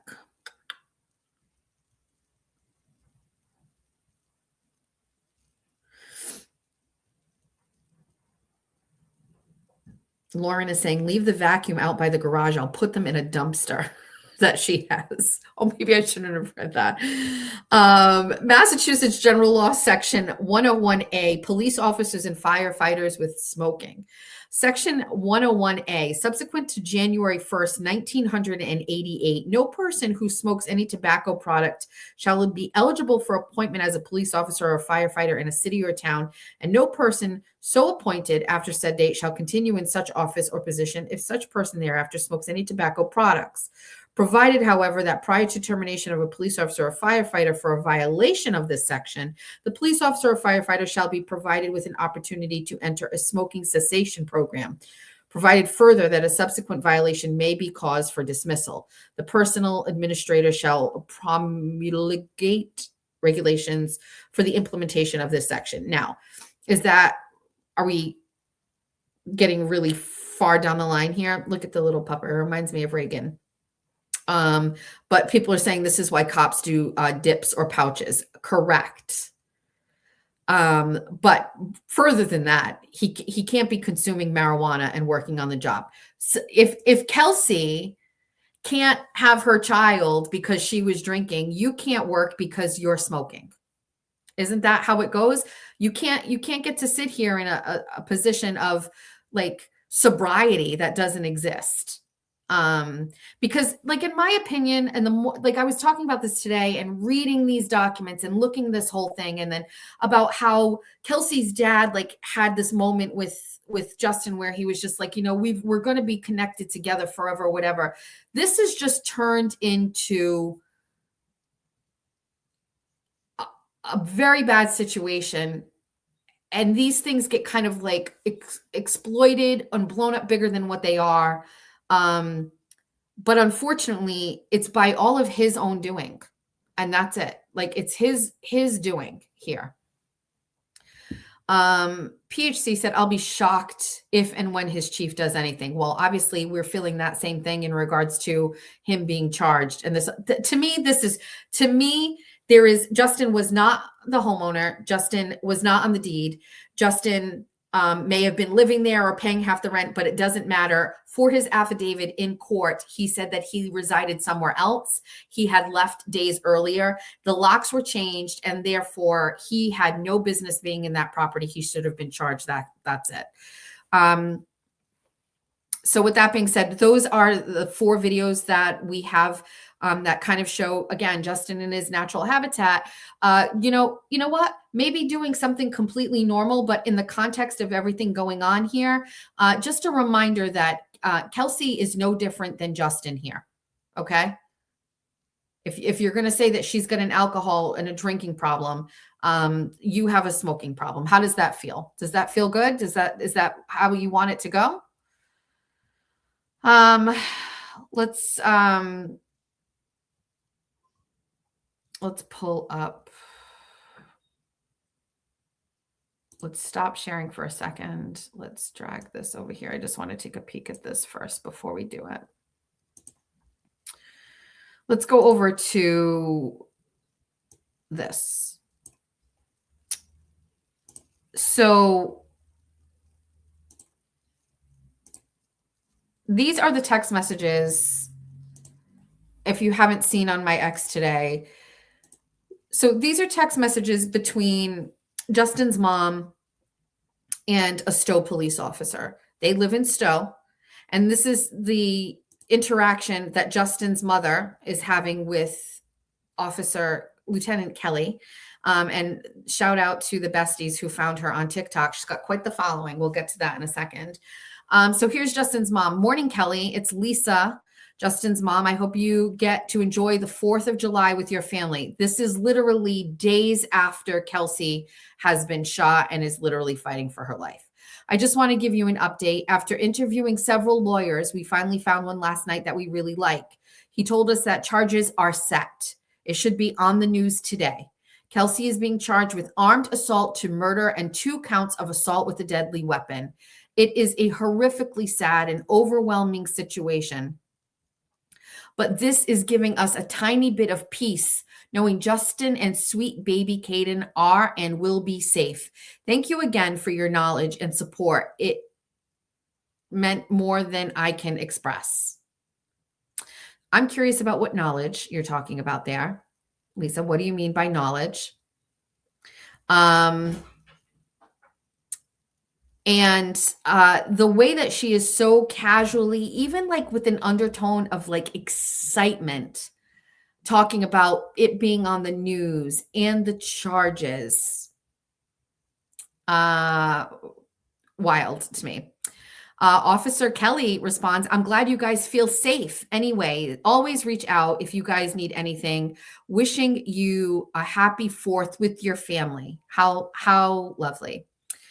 Hi, Kelly. I'm sorry to be texting you so late. This is at 10:14 p.m. on July 31st. We are just going over plans for tomorrow, and Doug, Ashley, and Courtney are going with Justin to court tomorrow. My son, Brendan, is stuck in Chicago, not able to get home due to flight issues. But I am going to be here at the house alone with the baby. Just what you want, by the way, Lisa, right? I'm going to be here at the house alone with the baby while they are all at court. And I am wondering if you could just ask for the police to do extra drive-bys tomorrow morning and throughout the day. We are assuming that Kelsey's whole family is going to be either at the courthouse or with her, but just in case, I'd rather be extra cautious. Thank you. I hate this. Sad emoji. Sad emoji. So casual, emoji worthy conversation. You're home alone with not your child, Kelsey's son, and you're painting this picture that you're at risk. There's no restraining order for you. You don't have nobody has ever threatened to hurt you. Nobody has ever threatened to harm you, come to your home, or do anything with you. You have no need for protection from anybody. If you did, get in front of a judge and try to make your case, but you don't. And you'll see through these messages that the cultivation of some sort of like subplot to go after this family is crazy. This whole thing right here is unbelievably designed. It's wild. Officer Lieutenant says, will do. Thank you, she says. Now, Thursday, September 4th. Hi, Kelly. It's Lisa, Justin's mom. I'm sorry to be reaching out, but I just wanted to touch base as tomorrow, our lawyer is having Kelsey served with the complaint for custody and support at her parents' house where she is residing due to her getting bail. That right there, due to her getting bail. And September 23rd is the hearing for the extension of the emergency restraining and custody order. We thought you should all know, especially since her dad has been causing quite the scene in North Andover. Thank you. Hi, it's me. I just want to let you know this bitch is out on bail and blah, blah, blah, blah, blah. Like, this is fucking, this is crazy. This is crazy that this woman is doing this. It's not even Justin. It's her doing this. And honestly, shame on Stowe Police for doing this. You know, will do. Thanks for the update. We keep sliding by your residence as we know she was given bail. Any doubt, call 911. Thank you. We really appreciate you and everyone watching out for us. Everyone, it's everyone has got our back. Everybody's watching out for us. We collectively are victims. Lisa, this has nothing to do with you. It literally has nothing to do with you. Nothing at all. Your son is the primary caregiver for the child, not you. This has nothing to do with you. This is between your son and Kelsey. It has nothing to do with you. You're not in harm's way. There's never been any threats to you. Nobody has ever approached you. Nobody's done anything to you. The way that you are making it seem, it's like your family needs protection. Your family is not what it seems. We don't have time tonight because Eric is going to be getting on, but let's get into your daughter. You want to talk about your daughter? Thank you. We really appreciate you and everyone watching out for us. We are very nervous for Justin and the baby. And I always have my phone on so I can call 911 immediately if need be. We have cameras up and doorbell ones go in Saturday. Thank you for everything. Ironically, it's Kelsey that needed the protection. It's Kelsey that needed the cameras. It's Kelsey that needed this video that shows him breaking into her house. It's the gaslighting. It's the fake narrative. It's the paper trail. Just because you write this, Lisa, doesn't make it true. Just because it doesn't make it true. Lieutenant Katie responds, always, you know where I am if you need me. I'm willing to give Lieutenant Katie a little bit of a slack here because as you'll see, we get to the end and she almost like kind of is just fed up with it. Of course, Lisa goes, I truly appreciate you more than you know. Saturday, November 8th. Hi there. Was that you that just drove by in the police car? Stop in if it is. What are you going to do? Make her a fucking sandwich? Stop in? Is this a joke to you? Heart emoji, eyes. What the fuck are you doing? These are municipal employees. They're not your private details. They're not your private security. You're not out here. You have no business forming a relationship with these people. You're trying to manipulate them. You're trying to make them feel comfortable. You're trying to take care of them, wish them nice holidays. Stop in. Let's chat. Let's talk. Care about us. Love us. We are so nice. We need you. Thank you for keeping us safe. Kelsey is the problem. Kelsey's dad is the problem. We are dangerous. Thank you so much. This means more to us than you know. Was that you driving by? Stop in if it was. Not today. I am off. Someone drove by in the police car real slow and was kind of looking in, but I couldn't see who it was, so I thought maybe it was you. Enjoy your day off. Hope you're doing something fun. She cares about you, Lieutenant Kate. She cares about you, this woman. She wants you to really believe that this woman doesn't give a fuck about you. She doesn't want you to stop in on any other given day. She doesn't really care about you. All she cares about is making sure there is a paper trail of her talking to you and making sure you guys know that they are scared and they are victims and they need help. Now it's Thanksgiving. Happy Thanksgiving. I hope that you have a beautiful day with your family. This pissed me off right here. This holiday shit where Kelsey wasn't with her baby. Just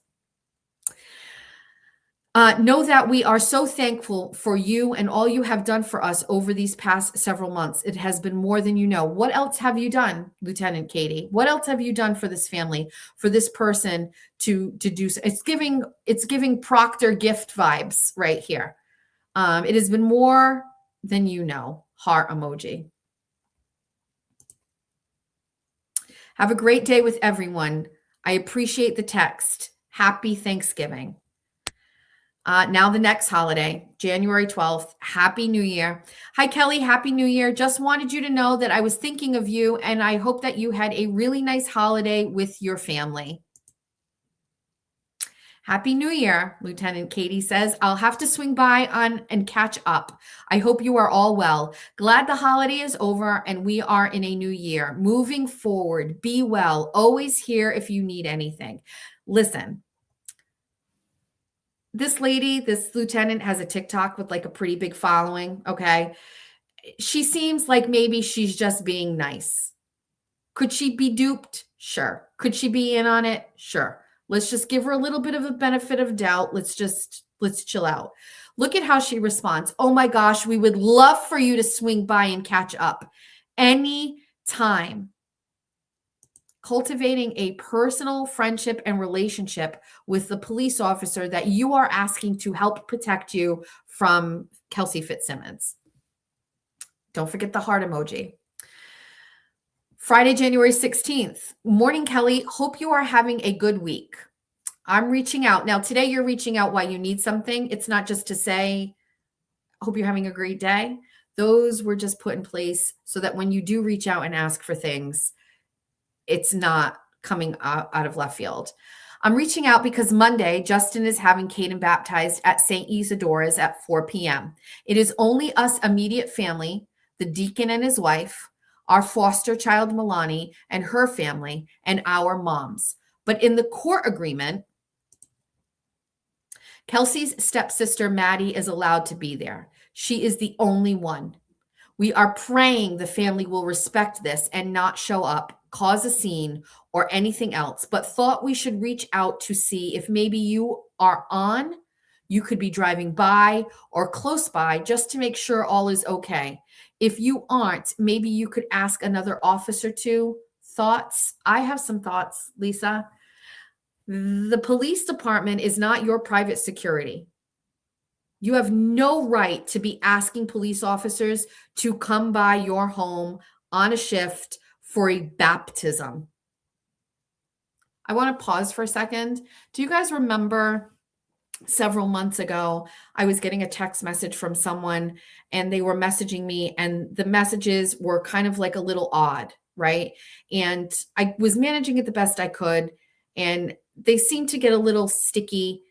And then finally one night I was at home and the person messaged me and said, I wish I was in bed cuddling with you. And it scared the shit out of me. And I don't know where this person is. I don't know where they're from. Until I could get a grip on the situation, I called the police department and I said, I am home. I have a little bit of like a high profile online. I'm receiving direct text messages from someone. I don't know where they live currently or where their situation is. This message just came through. I feel that is definitely borderline inappropriate. It was inappropriate, but it kind of scared me. And I was like, just for peace of mind, could you alert the police officer on duty tonight to kind of just like take pause at my home when he goes through the area? And the police officer dispatch told me that's not their job. And no, that they would not be doing that. And if I wanted to go in and I wanted to file a report, I could go into the police department. And I said, I didn't want to leave my house at night. It was like 11:30. I didn't want to disrupt my home. They said, you want us to send a police officer there? I said, I don't want my family seeing a cop here or whatever. I was just asking if you could have a police officer. Now, I wasn't texting a cop. I called the police department and they would not let a police officer on duty know to drive by my house. Okay, we'll handle that another day. Believe me, it's on my back burner. But here I am, a regular person living in my town saying, hey, I feel like there's a little bit of a weird stalker situation going on here. I'd like to get some fucking sleep. You got a guy around here? Can you just tell him what's going on to keep an eye out and shit like that? Right? No. Here's this woman literally. And by the way, do you know how many times? I know that there's like a little bit of an excerpt of how many times these people have gone by their house. I have the full log of how many times. We'll go through that. But this woman is calling and wants her own personal fucking cop to drive by all the time, but on this day. Now, this particular day, I'm just going to be honest with you. I don't have the order in front of me, but the order may have said that the stepsister could have gone. But maybe you guys will know. Did it excluded Kelsey? Did it exclude everybody in Kelsey's family? Right? So my take is this. Everybody in the family, if they so chose, wanted to show up to a church where a child is being baptized, they could have gone. So say Kelsey couldn't go and her dad and her mother or whatever, blah, blah, blah, blah, blah. But what if other people what if you all wanted to show up? What if you all wanted to show up outside of the church for Kelsey's child's baptism as surrogates to Kelsey? Could you fucking stop them? No, you cannot. Could you stop somebody from standing on a sidewalk in front of the baptism, holding up a sign, free Kelsey Fitz Simmons? Absolutely not. You can't stop them. Anybody can do that. And I'll tell you what, had people known about it, they probably would have. Anybody can walk into a church. Anybody can go stand on the sidewalk in front of the church. She knows that. She knows people could go there. And so she wants to like set the tone that their religious day, which by the way, the fuck you're doing that with Kelsey in jail. That religious day was going to have some sort of disruption, and that was going to be whatever. That's not, listen, when you segregate a family, when you take the initiative to baptize a baby while the mother is in jail or on bail and house arrest and can't see her child, when you instigate that way, you're going to catch strays. You're going to catch people that are going to get upset. You're going to have a problem with it. Too bad. Then don't do it. Put the baptism off. Don't do it. But to call a police officer and ask people, and nothing for nothing, here's Lieutenant Katie is basically just fed up with this shit. The PD is right there. Apparently this church is right across the street. I don't think we need to drive by. They have been abiding by the order. If for some reason they do, tell them it's a private event and to call the police. Don't engage, remain calm and walk away. Sounds good. Thank you. Just knock it off. She's been out. She's abiding by the order. There's absolutely no indication that she's violating the order or anything like that. Although there is. So these are the text messages, and I think it's crazy that this type of conversation was taking place. I mean, the fact that this mother is getting this deep and this involved is crazy. It really is. So let me remove this for a second and let's go to, give me a sec.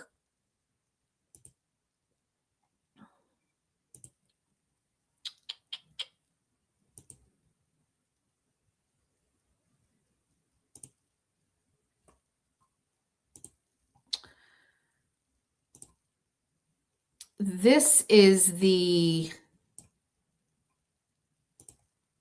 police officer. She has a TikTok account with 151,000 followers, 3 million likes. Miss B Positive, she, her, his, the one and only account, 40-ish mom, human motivator, Miss B Positive 1@gmail.com. She also has a store where she sells things like cookbooks and cooking things. I do know that she has lockdown comments. I haven't checked since I started, but yeah, she is a TikTok personality. She's got as many followers as Aiden Carney. She is just a normal mom. I am so tired of these people. We're just moms. We're just moms. Get me a normal mom sweatshirt ASAP. Send it to Miss B Positive ASAP. She's the mom of twins, 2 sets of twins. She's got 2 sets of twins. There's that.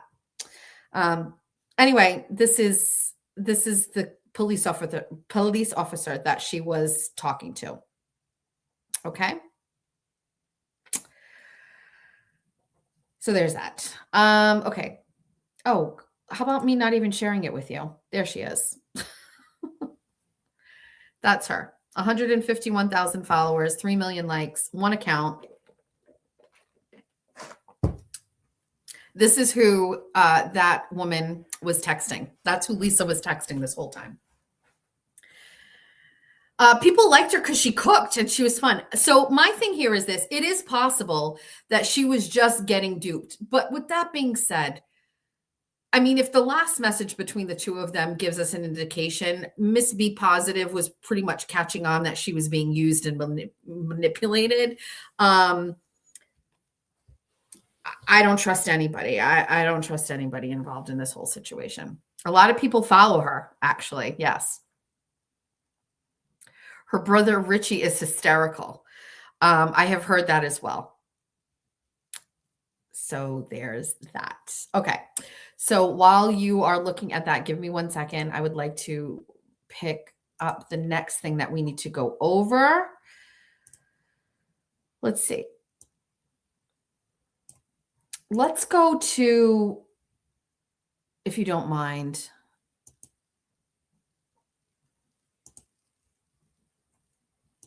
let's go to this one, please. Let's go here. Let's go to me. We want to go down to here. So Kyle Sharkey, who I'm hearing is actually going to be at court tomorrow, if I'm correct. So we heard a buzz that there was going to be some filing in family probate court, and it did show up today. This is a 15-page document link. Thank you to Kyle for sharing it. I shared the meat and potatoes here. So let me just go over this. This is what Kelsey's team is asking for. Okay. And then we're going to go through it quick. There's a lot of pieces of information we want to share, but let's go to this. Basically, Kelsey's team is saying, listen, we want Justin to submit to a full panel hair follicle test within 5 days and provide the results to both counsel and forthwith. So they basically are saying, we want this guy drug test. Let's go drug test him. This is now, listen, there is nothing in these court documents, in any of the family probate court documents or anything that have anything to do with Justin's mother. Justin is the primary caregiver to their child. Okay. It is not his mother. It is him. So you can't say, well, no, you have full custody of the child right now. You are the primary caregiver. It's you. So Put that all aside. These are all of the things that need to be done. You need to submit to a full panel follicle test within 5 days. There's clearly a documented history of you smoking weed every day. You're not supposed to be smoking weed because that's part of your job description. You're violating your job description and you're smoking weed. And can you really be smoking weed when you're the primary caregiver for a child? By the way, side project off to the side. Talking to Aiden about this today, and only as a dad and a guy could he see this from the perspective I didn't. Justin is a single dad. And I definitely don't think that Justin wants to be a single dad. And Aiden said that no guy in his 20s wants to be a single dad. And he is a single dad right now. He's a single dad. And that's a crazy notion to think about, that he had a family and Kelsey was carrying the brunt of everything. Clearly, Kelsey's in the house taking care of a baby. You're behind a shed getting high. Kelsey's inside battling postpartum depression. You're outside at 9 o'clock in the morning getting fucking high. Nothing paints a better picture for me of a man who just has no real deep connection to his child or his family other than what we are seeing from Justin. Furthermore, Justin isn't out of Kelsey's house, living alone in an apartment, raising his son. He's living with his mommy and his dad. He's got his mom taking care of his child when he's here and he's there. When he's at work, mommy is doing all of this stuff for him. And meanwhile, Kelsey is living with her parents because that's where she has to be. Kelsey can't wait to get out of there. Kelsey wants to get back to her independence. She wants to live alone. We heard in the last court thing that she's anxious to go. She's got an apartment. She is an independent woman ready to be able to take back her life, get back her child, and live. Where we've got this kid who can't function without a codependency on weed to get through his day and his mother to fucking take care of everything and do everything for him. The parties shall share joint legal custody of the child. The parties shall communicate at least weekly regarding the child's progress and relative to the child only. As an alternative to weekly OFW messages, the parties may keep a shared notebook where each parent writes updates about the child. I spoke about this previously, just from a personal situation. Daily updates from Justin should be coming automatically. This is a situation where unless they kill her, she will reunite with her child. And believe me, they already tried to kill her once. If they kill her, that is the only time none of this will matter. She will reunite with her child. They cannot stop that. And in the meantime, or in the absence of that, he has an obligation to share daily updates with what's going on with her child every single solitary day. He should already have been doing that. And I get it. They were worried about how she was, her physical recovery, being in jail, getting her out on bail, all of those things. Perhaps these things were secondary and nobody was thinking about it. But write your fucking email every fucking day. Send it to her email or put it in the portal every day. Today, the baby ate this for the first time.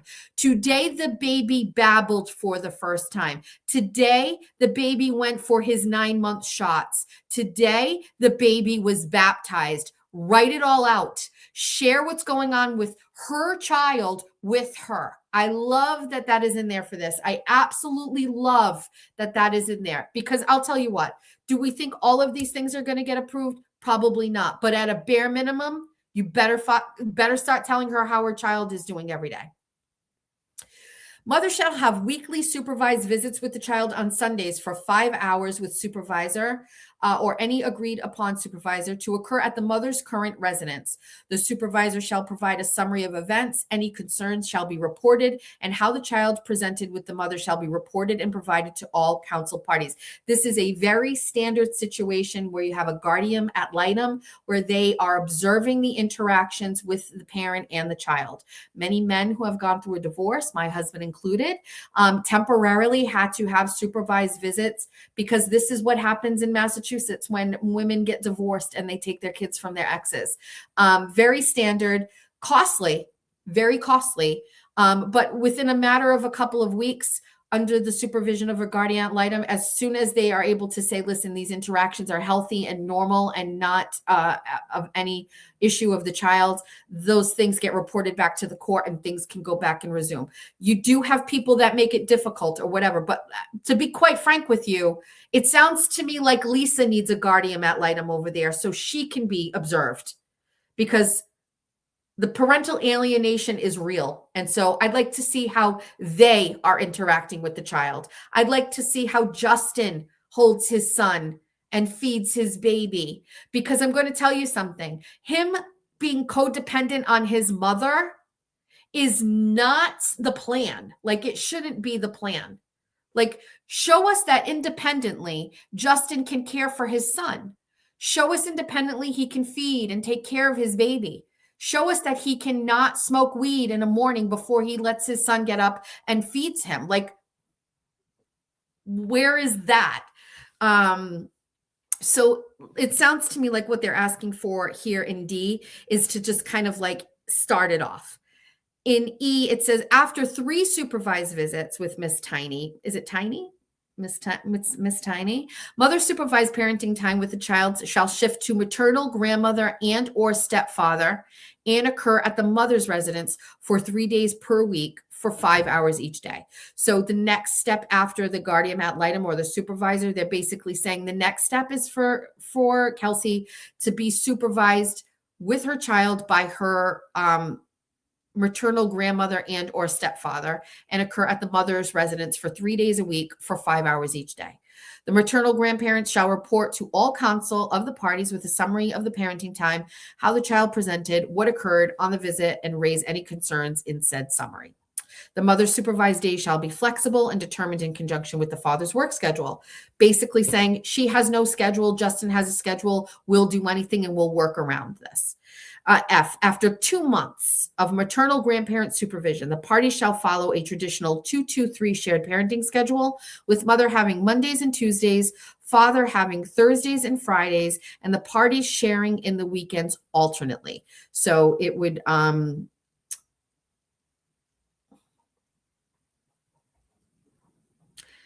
they wrote that wrong. So it should be, really, if it's 2-2-3, it would be Mondays and Tuesdays for Kelsey, Wednesdays and Thursdays for Justin, and then Friday, Saturday, and Sunday is the 3. So that's got to be adjusted a little bit. But this is a pretty standard 2-2-3 parenting schedule, unless the parties can agree on something a little bit different. Personally, I think these schedules only work when you have a child that's not school aged, but when there's a school age situation, you got to be a little bit more, consistent with the schedules, you know what I mean? Because there's school and things like that. But while you have a baby, listen, I'll tell you what, sucks for you, Justin, because you're going to have, like, what's crazy to me is up until this point, so much of what we've seen is as if Justin has been planning for a future without Kelsey being a part of his child's life. Whether she was dead or just not a part of it, whether she was in jail, whether she was deceased, or whether she was prevented from seeing her child through court order, everything shows us that he was planning to be raising this child essentially without Kelsey. And I have been saying for a long time that this right here, what you're seeing in this document, is something that somebody, if they really cared about Justin, should have been warming him up to the idea, because this is going to eventually happen. Whether all of this gets approved or not today, Kelsey is going to be reunited with her child. And so while, my take on this is, and I can't certainly speak for them, but I would envision that the minute this was filed or they were served, that there was some rage happening from Lisa, and she was really not happy with this. And how can they stop this? When a natural co-parent should want this for Kelsey. Kelsey has so many eyes on her right now that the safest Kelsey and Caden have ever been is right now. There are so many people and parameters in place watching, observing, and furthermore than that, she has a whole legal team that is advocating for her freedom, for her acquittal. and for her reunification. And do you know Tim Bradle? Do you know the people associated with this case?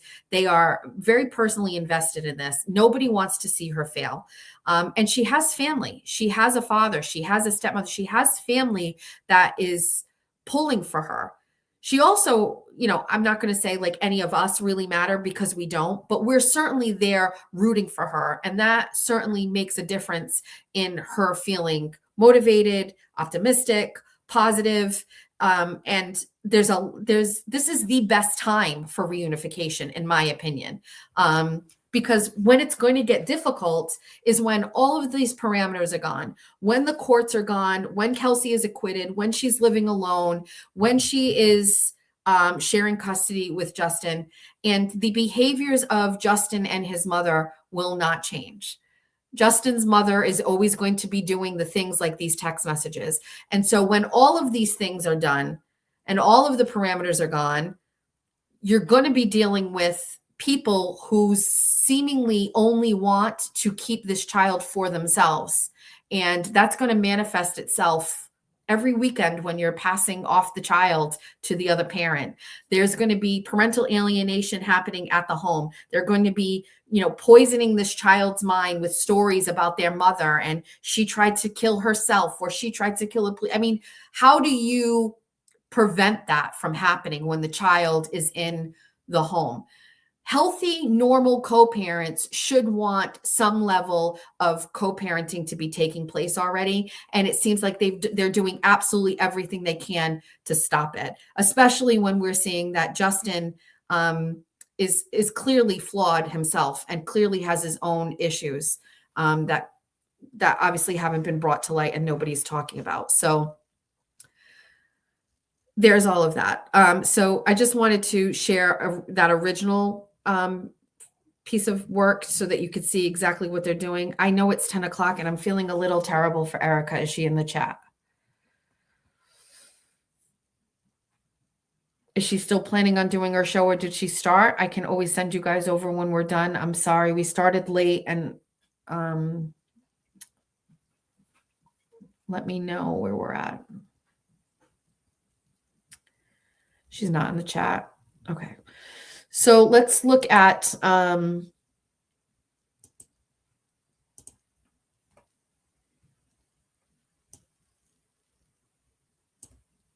okay.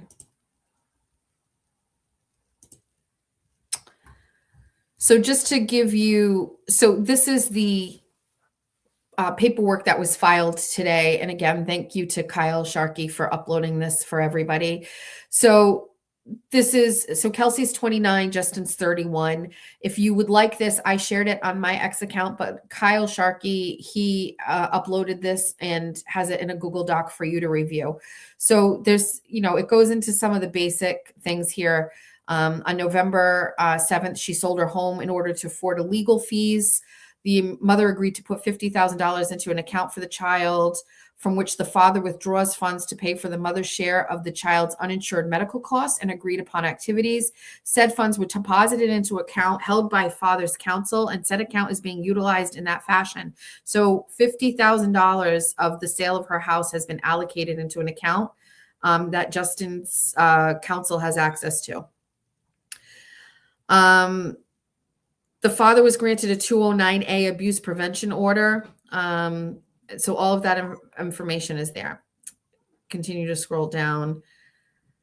The limited information the mother receives from father about the party's son had to be negotiated by counsel, practically begging for photos or videos of the child every 2 weeks, shared through counsel, which is crazy. The father has been unwilling to agree to any terms whereby the party's 13-month-old child can connect with his mother, maternal grandmother, maternal grandfather, or any maternal family members, other than allowing the mother's 17-year-old sister to attend the baptism of the child in January, an event mother begged father not to schedule yet so she could attend, or attend via Zoom, and father refused both requests and scheduled it for January 19th, 2026. Particularly difficult to see, particularly.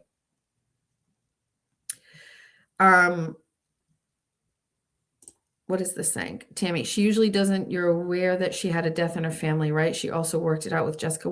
Am I missing something in the chat that I need to know about?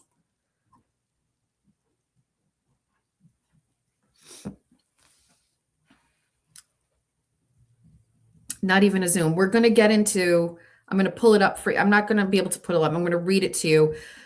But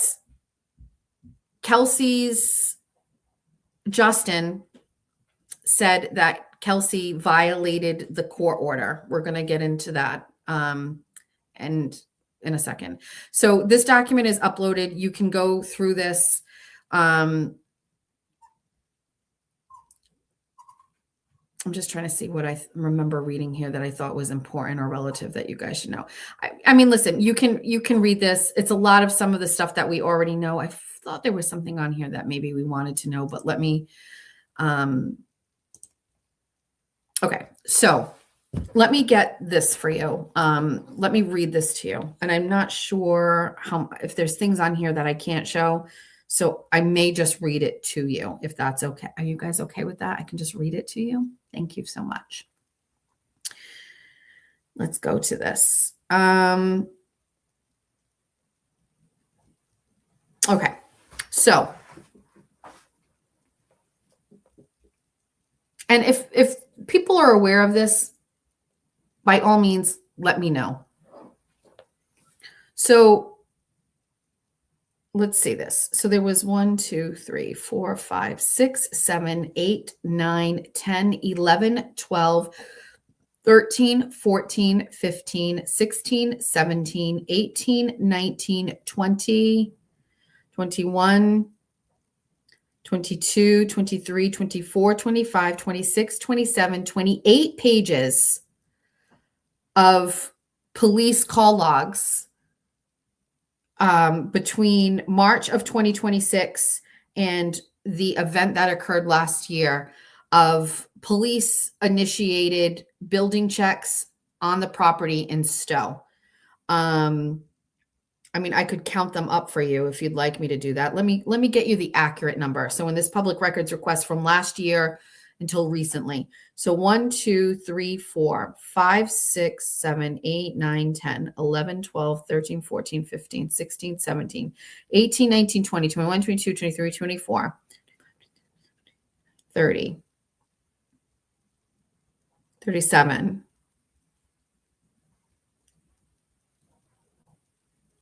51, 58, 65,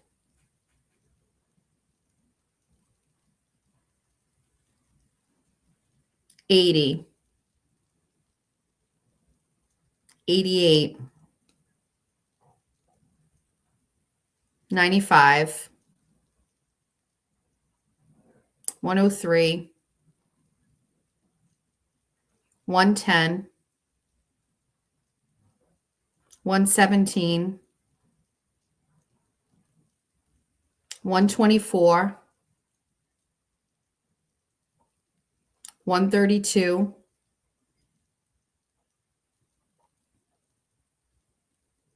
139, 147, 154, 161, 169, 175, 183, 187. So 187 logs of police officer visits to the property at 28 Maple Street in Stowe. The very first one was a call. Dispatcher Cheryl Kemmer, location address 28 Maple Street, plaintiff, Stowe resident Justin Alayan.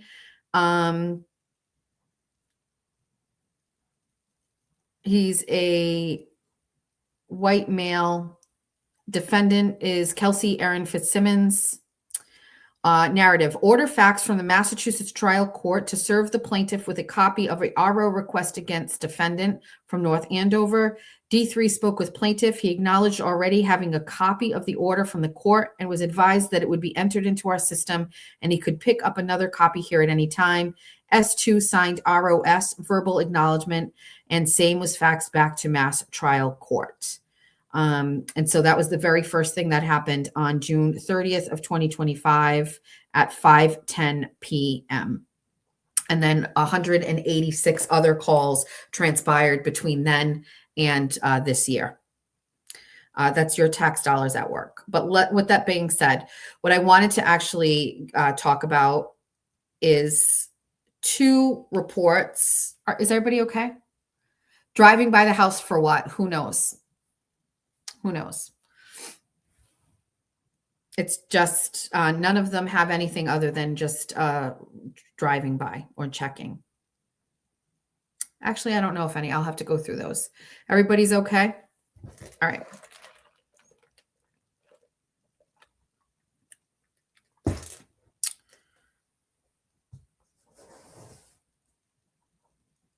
So your girl, Kelly, Lieutenant Kelly,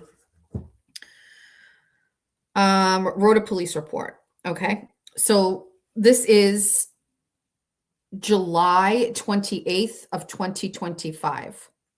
Are you ready? Okay. This is written by Lieutenant Kelly Barheit, your TikTok queen.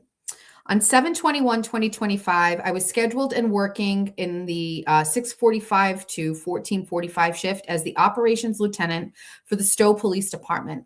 Also working the shift was Officer McCarthy and Officer Rogers, as well as Dispatch Brazo. I was in a fully marked police cruiser, unit number 5. At approximately 9:30 a.m., I was driving on Maple Street, located in the town of Stowe. I drove by 28 Maple Street, which I am aware has an ongoing house checks due to a high-risk domestic violence victim and his child residing at the home.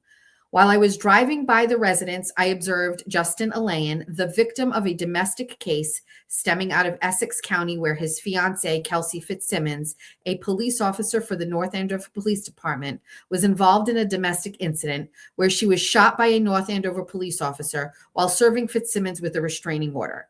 This is an open and ongoing case being investigated by the Massachusetts State Police. I have knowledge of this case as I was a responding officer on 7/14 to the Maple Street residence where Justin had fled for his safety after being involved in the domestic incident and was in the home during the shooting.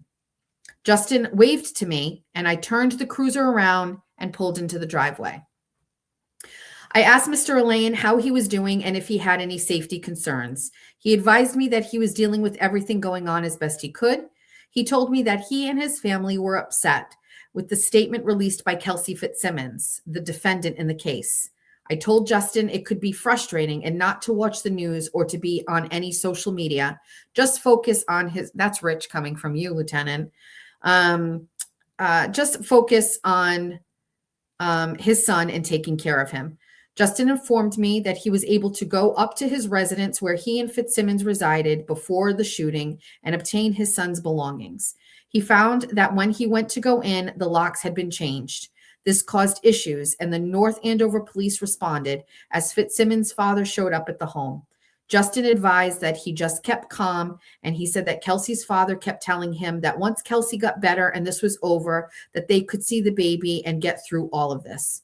He told Justin that they were now attached together for life because that was his grandson. Justin told me that at some point the grandparents were going to cause problems and there was a fear that they were going to show up at the house unannounced. I discussed with Justin some safety planning and harassment prevention orders which could be granted by the court. I also informed Justin to immediately call 911 if anything happened.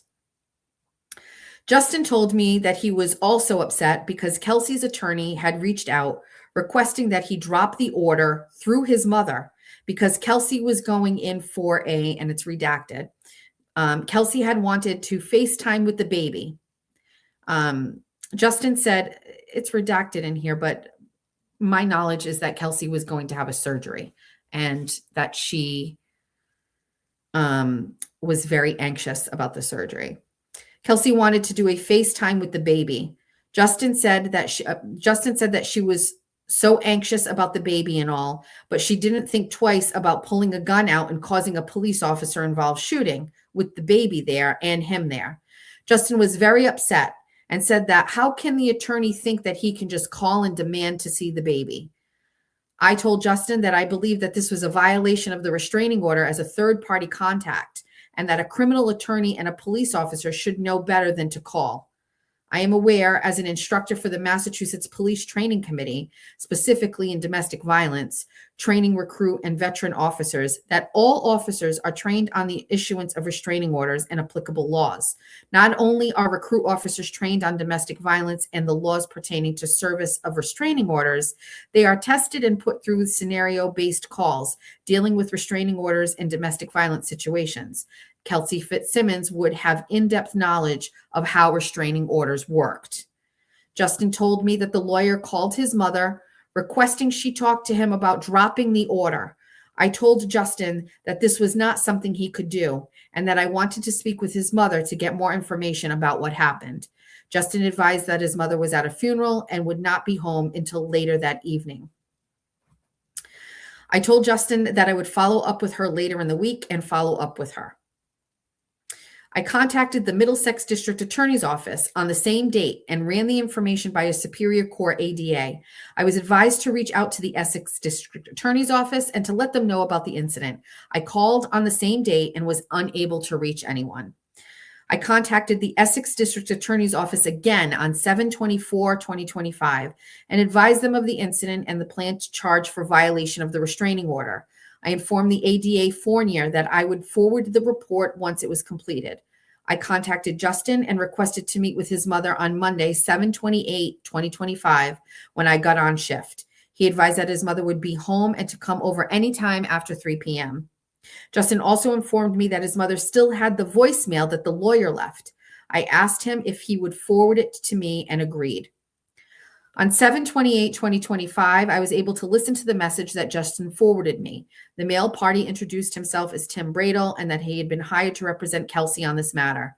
He went on to say that Kelsey was having, it's redacted, surgery, I believe, and she is blank about it, and wanted to FaceTime and look at the baby for a little while before, and I believe it said she went into surgery.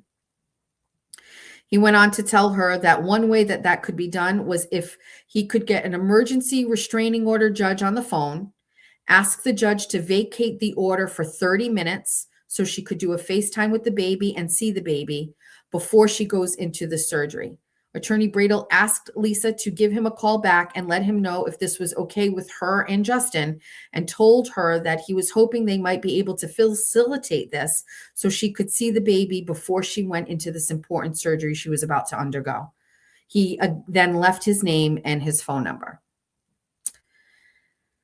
I met with Lisa on the same date. She showed me that she got the call on July 8th at 1:17 p.m. Lisa said that she heard the message. Lisa said that when she heard the message, she, quote, threw her phone across the room and was sick to her stomach. She told Justin about the call, and he was really upset. They all could not believe that this was a real request. It was like nothing ever happened, like she did nothing wrong and just wanted to see her baby. Lisa said that Kelsey had no concern the day she got into the altercation and was shot. She knew her infant was in the home. She knew her fiance was in the home. Lisa got teary-eyed and told me that she could have lost her son and her daughter as well as her grandson that day. And now all of a sudden she is anxious and wants to see her baby. Lisa was dumbfounded at this request. Both her and Justin were absolutely against it.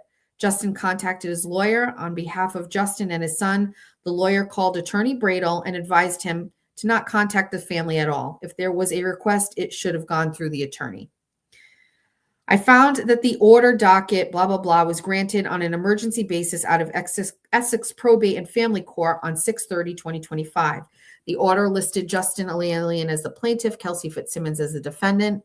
The court made a judgment and found that there was a substantial likelihood of immediate danger or abuse and ordered the defendant not to abuse the plaintiff, not to contact the plaintiff, stay 150 yards away from the plaintiff, and stay away from the plaintiff's residence and work. Custody of the baby awarded to the plaintiff, no contact for the child, and defendant surrender all firearms. The order was granted until 7/14 for a hearing set at 8:30 a.m. On 7/14, the order was extended with the same orders in effect until 8/1/2025 for a hearing set at 8:30 hours. This hearing, the defendant was represented by her attorney listed on the order as Timothy Bradel.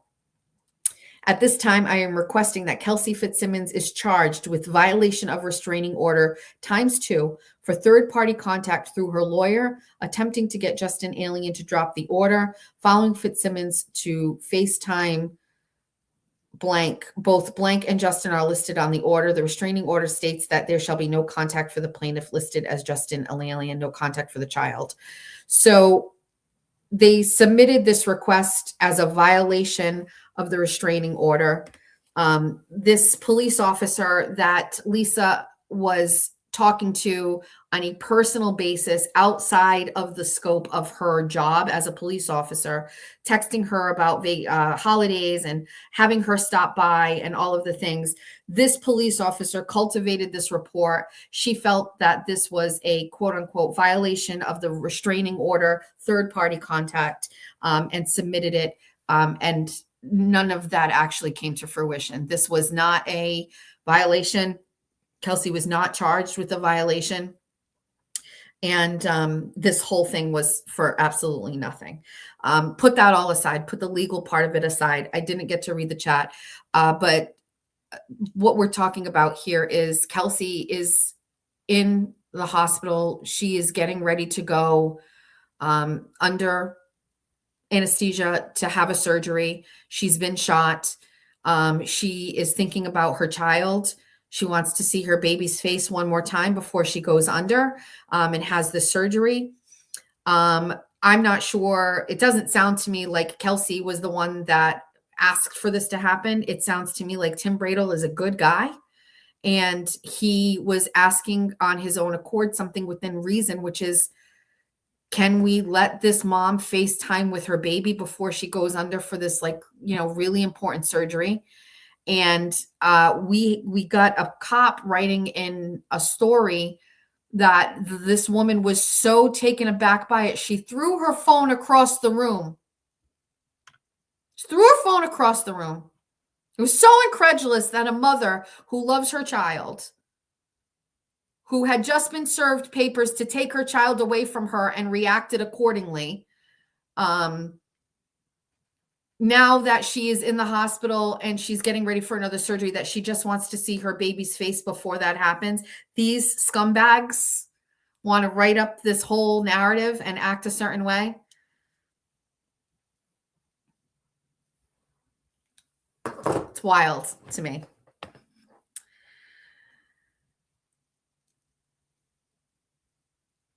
Let me read this one really quickly. I just want to scan. There's another one.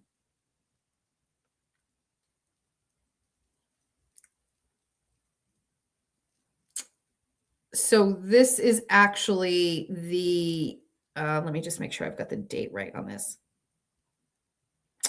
So this is the actual police report by the same Lieutenant Kelly Barheit in regards to the first interaction with Justin's family the day of the shooting. Have you guys seen this or heard about this one yet? I'm happy to read it if you haven't seen it. Let me just wait to see how the chat responds to that.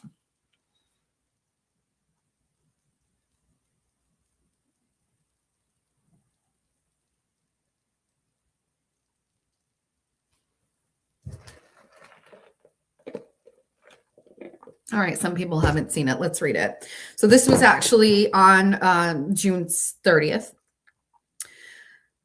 Lieutenant Kelly Barheit was working the shift as an operations lieutenant for the Stowe Police Department, blah, blah, blah, blah, blah. At approximately 5:02 p.m., the police department received a fax from Probate and Family Court Essex Division for an order to be served to plaintiff who was a resident of the town of Stowe, Justin.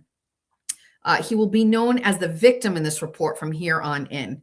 The defendant was named on the order as a Kelsey Fitz Simmons, resident of North Andover. The order was a restraining order that listed a statement from the victim that stated the following. So this is, now I have a copy of it and I'm not sure who has seen what, but we can pull it up if we need to. This is the statement from Justin on the restraining order request. On 6/28/2025, Kelsey Fitz Simmons is a danger to myself and our son, along with herself. On Saturday night, June 20th, Kelsey struck me with a closed fist 3 times to my face. I was scared she would not stop. My brother and sister heard noises and knocked. I was able to open the door. She grabbed my arm and ripped me back into the room. My brother and sister came in and she said she didn't do anything. I feared for my life, so I left with a friend to stay at a hotel. Family and her closest friends reported that even after I left, she physically hit them to try and get to me. Her friends called the Bethel Police in Maine, the Methuen Police in Massachusetts, and the North Andover Police in Massachusetts because they thought she might try to hurt herself, the baby, or me. Kelsey decided at 2 a.m. while heavily intoxicated and fighting her friends that she would leave to get the baby. Her parents took our son from my parents in the middle of the night, saying they didn't know what manic state she was in, that they were taking the baby to her. Kelsey today is threatening to take the baby far, far, far away for a very long time. This is how she has spoken about killing herself in the past. I fear that she will kill the baby at any moment. She punched her stomach repeatedly while pregnant, saying she should kill herself and the baby. She has on several occasions struck me with her hands or feet. I fear if she does not have me, she will kill the baby because she has said nothing besides me is worth living for. In March of 2025, she was, and it's redacted, this is an ongoing safety concern. Lieutenant Kelly continues on and says the restraining order was granted as it was determined there was a substantial likelihood of immediate danger. And then it goes through all the boxes that were checked. At 5:30 p.m., I had dispatcher Kremer contact the victim to see if he would come to the station to get the paperwork. The victim advised dispatch that he was given a copy by the court and that he was with the North Andover Police right now making arrangements to get the baby. He was told that if he needed any copies, that he could go to the Stowe Police Department. At 6:25 and 6:26, the Stowe Police Department received 2 911 calls from Doug, an alien. He was panicked and saying something terrible was happening at the North Andover residence where his son and daughter were picking up the baby. Douglas was transferred to the North Andover and spoke with their dispatch center. In listening to the 911 call, Douglas's wife Lisa was on the phone with her daughter, who was fleeing from the scene with the baby. Lisa was relaying the call. They were all panicked, and the dispatcher wanted to know if they were hurt. He asked if they were just reporting it, and then once finding out that they were not hurt, he told Doug that the police are on scene, and the 911 call basically ended. Doug was upset and flustered, and dispatcher Kremer called me to tell me what was going on. I contacted Douglas, and he was all over the place. He was upset, telling me that there had been a shooting, and it involved 2 police officers on scene. His son and daughter were present during the shooting and fled the home with the baby, and they were on their way from North Andover. Doug told me that his son, the victim, was dating a North Andover police officer, and when she was served the order, while they were retrieving the firearms, she pulled out a gun and shot the officer. He returned fire and shot her twice. Doug was very excitable, and I could tell he was stressed about the incident. I advised him that I was going to come to the residence and meet with him and his children. I arrived shortly thereafter and met with the alien family. Present in the home was Courtney, Ashley, and Brendan, the siblings of the victim, Douglas and Lisa, the parents of the victim and his infant son. Courtney was extremely upset and was pale in color, and her eyes were red as if she had been crying. The victim was also shaking, and he was very stoic. He appeared to be in shock. I asked if he needed anything. He told me no. Doug and Lisa were clearly upset. Doug was sweating profusely and was very excitable. I asked if everyone was okay, and they all agreed they were just fine, upset and scared. I told them that it was a normal response to something as traumatic as this was. I was informed the following facts from Courtney and the victim who was present at the officer-involved shooting. I was told that previous to the shooting, they were all away together celebrating the victim and the defendant's upcoming wedding. It was a getaway with all the participants in the wedding. They were all staying at a home in Bethel, Maine. Courtney told me that the defendant just went nuts and was beating her brother up. She would not stop and was obsessed at getting at him. The way she was acting was scary as she went from being assaultive to then being calm, like nothing had happened. When she found that the victim had left, she began assaulting some of her really close friends. She then took off from the residence, and the friends ended up contacting the local police agency and reporting the incident. Everyone ended up leaving the rental house, and one friend stayed behind and met with the police. Several other of the defendant friends contacted the police in Maine and in Massachusetts because they were concerned for the safety of the victim and also for the defendant. She made some statements in the past about suicide and had recently been Section 12 for suicidal statements. Just so you know, that's all related to like the postpartum. Courtney and her brother had contacted North Andover Police Department after the assault, as well as the following day. Courtney advised that one discussion she had with the lieutenant at the station told her that they will handle their own, and it had not become a priority right now on his desk for him to be concerned about. Courtney and several others called and told them that this was serious and that she was in danger, as well as the child. Courtney and the victim advised that not one of the officers were taking how seriously this was and how much the baby was in danger. Courtney advised that even after reporting the assault, the North Andover police allowed the defendant to come into the station for a 1-hour training after finding out she assaulted her boyfriend. The victim and the family were in disbelief. I informed them that I did not know the facts of the incident or why North Andover Police Department responded the way that they did, as I was not involved, but I apologized to them, and I was sorry that they had gone through this. Courtney explained that she and the victim, after getting the restraining order, went to the North Andover Police Department. They implored one of the lieutenants, Courtney thought Daly was his name, that the defendant was going to harm herself or the infant. At this point, the lieutenant picked up the phone and stated to someone that this was more than they had originally thought, that this is when things started happening. North Andover PD made the victim and his sister come to the address where the defendant was while they served the order. The victim was in the home and the officer was inside retrieving the firearms from the defendant. 3 gunshots rang out and the victim grabbed his son and threw the baby at his sister and screamed for her to run. They were running away from the scene, horrified and absolutely terrified for their lives. They got into the victim's car and frantically drove home. At one point, North Andover Police Department called the victim's phone and told him that they would be in touch that evening. But as of me arriving and meeting with them, not one person had made any further contact. The victim was so upset, and he was asking why would the North Andover Police Department bring him to the home, knowing they were taking the child away from her. He was beside himself that he and his son, as well as his sister, could have been killed. He literally placed it on the order that he was scared she was going to do something with her gun, and they brought him to her. The victim told me that they had been in a 2-year relationship and the suspect had been exhibiting anger issues. She became much more worse several months into her pregnancy. She would punch her stomach and then threaten to kill the baby. The family had said that there were definitely flags and the defendant was trying to separate the victim from them. Douglas said that it was almost like she was grooming the victim in a way to keep him from his family. There was a concern that the suspect's parents might try and come to the home as well as retaliate.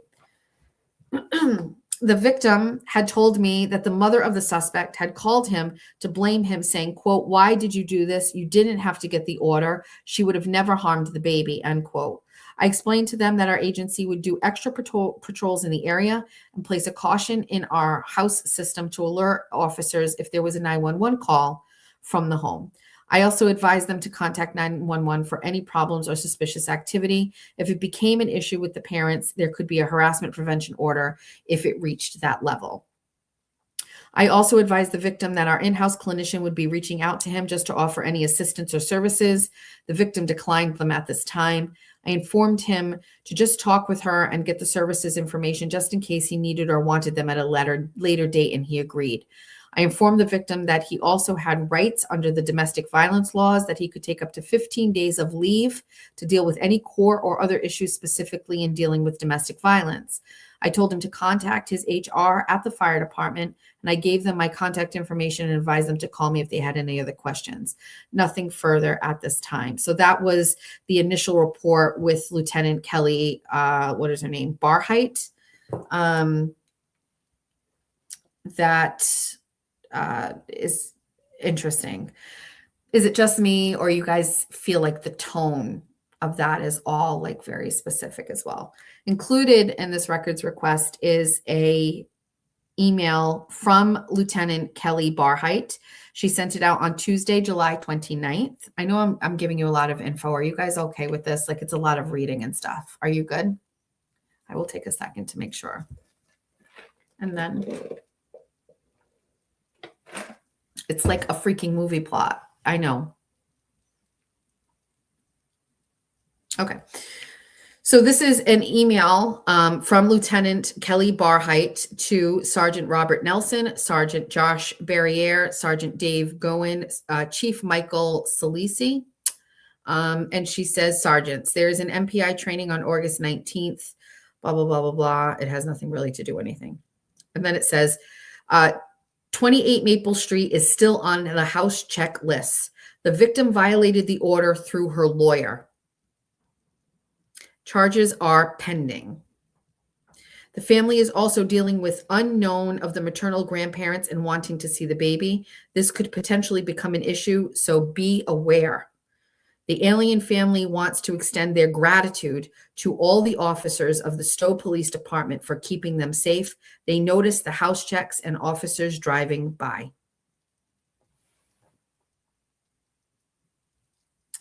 The original email sent out by Lieutenant Kelly Barheit on Monday, June 30th at 9:36 p.m. This went to dispatchers, sergeants, officers, chief, detectives, prosecutor Brandon Murphy, Officer Brian McCarthy, Officer Stephen Stewart, and many others. Good evening, everyone. There was an officer involved shooting in North Andover this evening where Officer Kelsey Fitz Simmons shot another police officer in her agency after a restraining order was taken out by her boyfriend, Justin Alien of 28 Maple Street in Stowe. So the language right here is already that Kelsey Fitz Simmons shot another police officer. It was involving a custody battle between Justin and Fitzsimmons. And when her agency responded to her home to retrieve the firearms, she shot at the police officer and Justin fled the home with the child. She has been med-flighted and status at this time is unknown. Never says that she was shot, doesn't say anything, just says that she shot and that she was being med-flighted.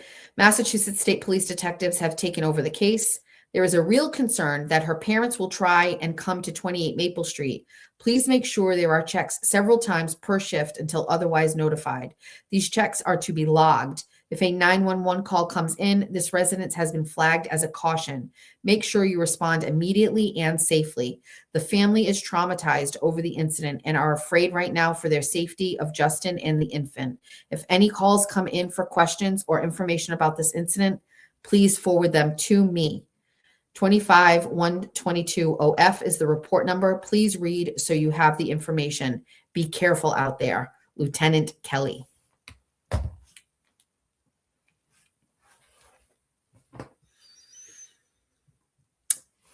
So there's that. Yeah.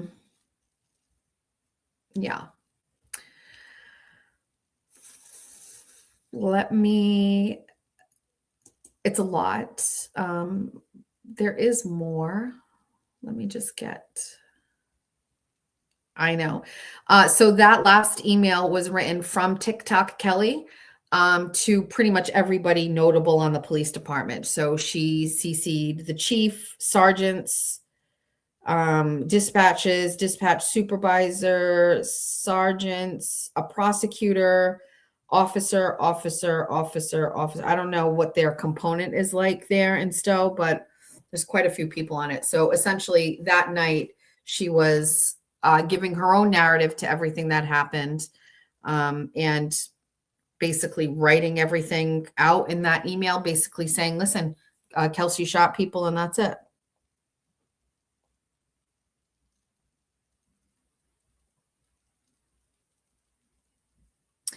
Just got some really good news about one of my daughter's friends. I just wanted to acknowledge he's going to be a firefighter, actually. So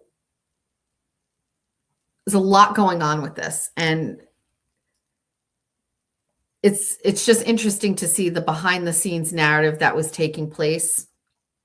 And then how much of that impacts the investigation, how much impacts the charges, how, you know what I mean? Like there's so much.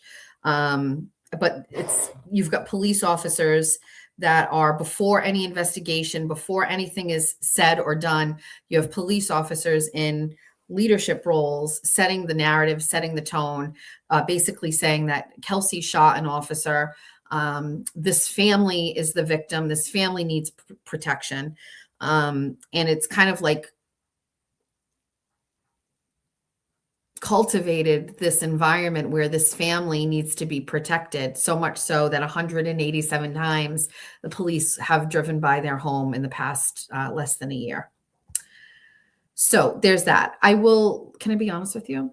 We have a couple of other sets of documents that were filed. Let me just move this one over here so I can take a peek at it. But it is 10:30. I have court tomorrow. Kelsey has a hearing at 9:30 or 10 o'clock. And so we need to go to that. I need to attend that. So are we okay if I tap out for tonight? I know this has been a very unusual show overall. But there was just some things that needed to get worked through, explained, and talked about. And then obviously we have court tomorrow. I will be there. I will be live tweeting from court and pretty much doing exactly what I did at the last hearing so that you guys can hear and see everything. I am hearing that there are others that are attending. Aiden will be in attendance tomorrow. And I know that there are some other people that'll be attending. One of my besties offered to take me to lunch afterwards. I will be literally coming right home. I am in a pinch for time with everything. I will definitely do a 24 and 24 on the way there. I will always do one on the way back. But that's tomorrow. I've got to get up early. So we're going to end this. But let's read some chats in case there's anything. Let me get rid of this screen. This is all business tonight, huh? Lots of crying in the beginning and all business. Look at how crappy I look. I'm so sorry. Am I Jimmy? Let's see. Were there any things that I needed to say or read? Who did this? For your next salad, can't wait until Saturday. You don't have to do that. Thank you. Mermaid Mary gave me my bronzer. For the bestie night, since I can't come, did you get the signs to keep the creeps off your property? You mean these? Mima must have opened this and somebody came and put it on my desk. There's tons of other things downstairs that I would love to show you, but I can't go down and get them. Do we want to go to Taco Bell? We can't eat Taco Bell at 10:40 p.m. It'd be 11 o'clock by the time we get it. This is bad decisions. We can't do it. Thank you.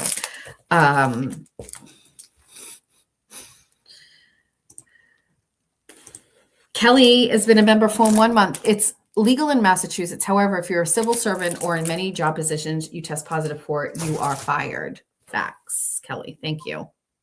That's attorney Kelly, by the way. Sivo Girl gave $49.99 and said, "You're beautiful, intelligent, hilarious, inspiring, and encouraging. I hope you're enjoying your vacation and the best birthday ever. See you on Saturday." Yay! And this bestie became a YouTube better. Thank you. I hope I will. I know I will enjoy vacation. I know it's going to be wonderful. I'm so excited. Thank you for all those. Let me check the chat one more time. We're going to end this. I apologize to my queen, Erica. Let's see.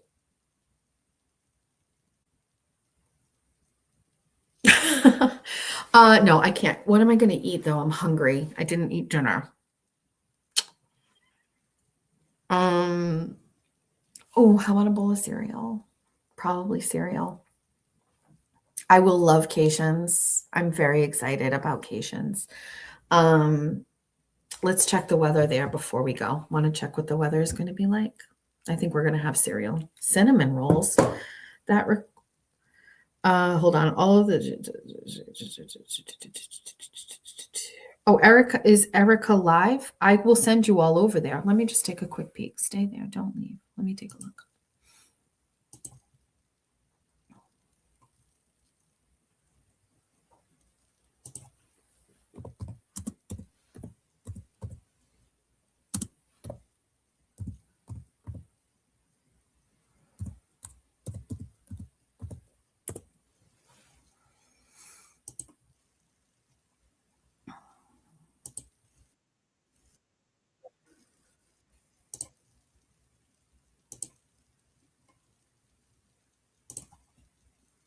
Okay, Erica is live, so let me at least put that in there.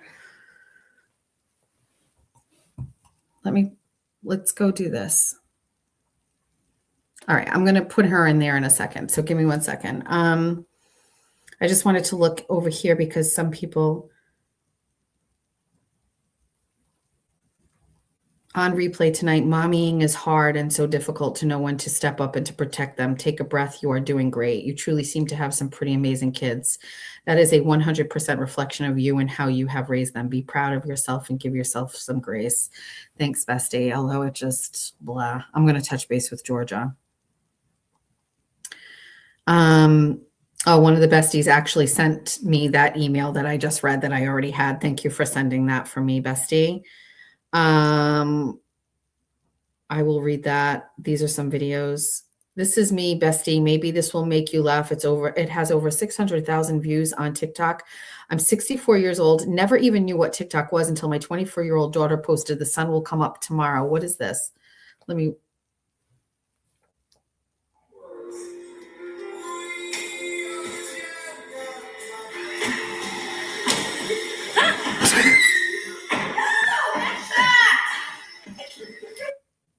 Look at our bestie. Look. Roll backwards.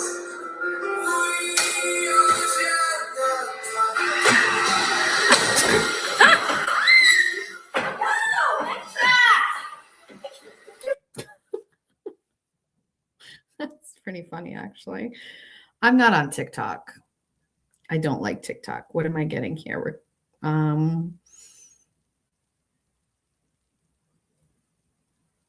What are Fiesta potatoes?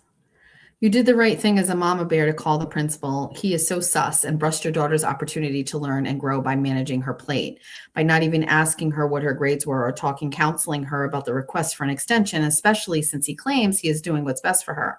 The fuck?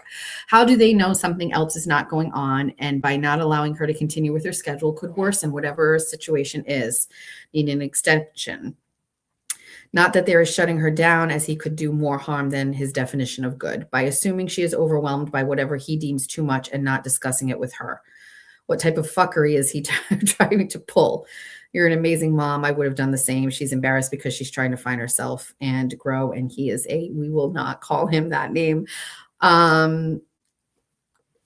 Reflecting, he is part of the school, and his job is to teach, and I don't know. I did at one point say, I don't need you to teach her any life lessons. I just need you to teach her. And he's like, actually, no. And I was like, do we want to get into this? Oh, interesting. Okay. I will read the rest of those. Let me just make sure there are no Venmos that I should check. I know normally we aren't doing that. I really need Arkansas Bessie to stop financing this life. Don't do that. People get mad. Let's see. Janine sent a Venmo and says, looking forward to meeting you Saturday. Carrie Ann, I will add you to the list. Carrie Ann, we need 2 bestie meet and greet times 2. Let me add you immediately.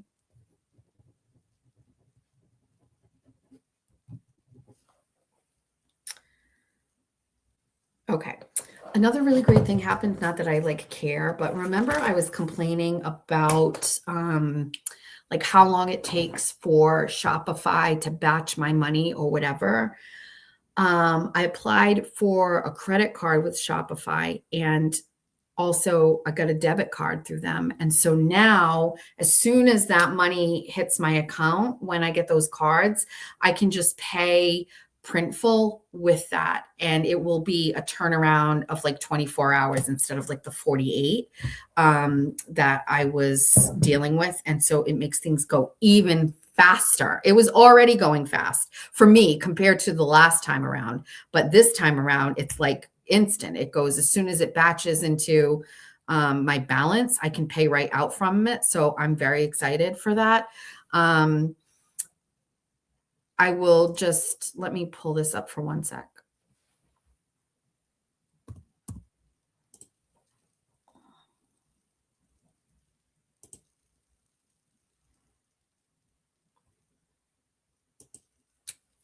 Hold on a second. I'm going to send you to Erica's in a second. Wait, I was going to do something, but hold on.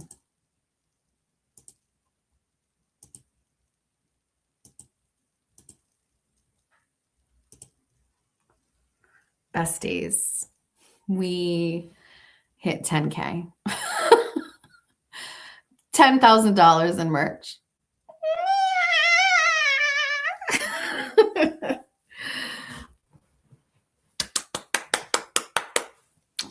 Love to see it.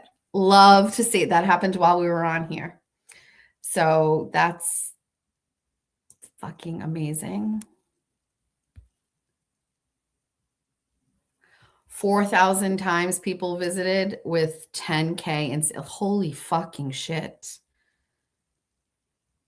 That's crazy, actually, when you think about it. That's nuts. And by the way, so far, not one fucking problem. Not one problem, not one problem with one order. Smooth as, knock on wood. This is why I'm like, I don't want anything to happen, so I might shut it down when we come back. But I was contemplating doing Kelsey merch and having all of the proceeds go to that. But honestly, the last time I did that, it gets all messy and I don't want to do it. But like, I am very proud. Where's my metric? Remember I said, what do we do? Metrics. These numbers aren't wrong. You're wrong, gentlemen. When you say nobody likes me and I suck, that's not true.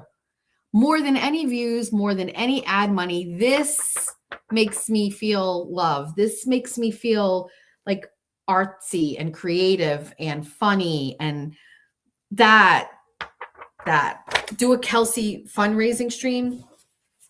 Yes, maybe that's a good idea. We have to help Aiden as well. Bestie needs money for his stuff as well. So we have to do that.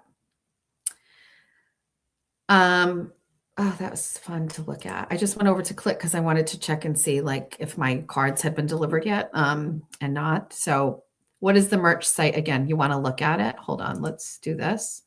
Let's grab, it's this one.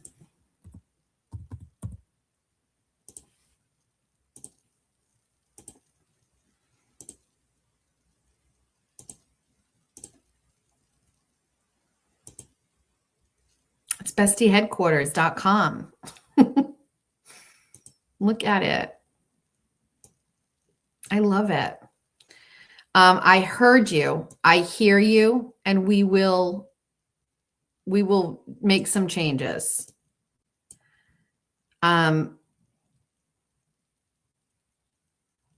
currently wearing this one.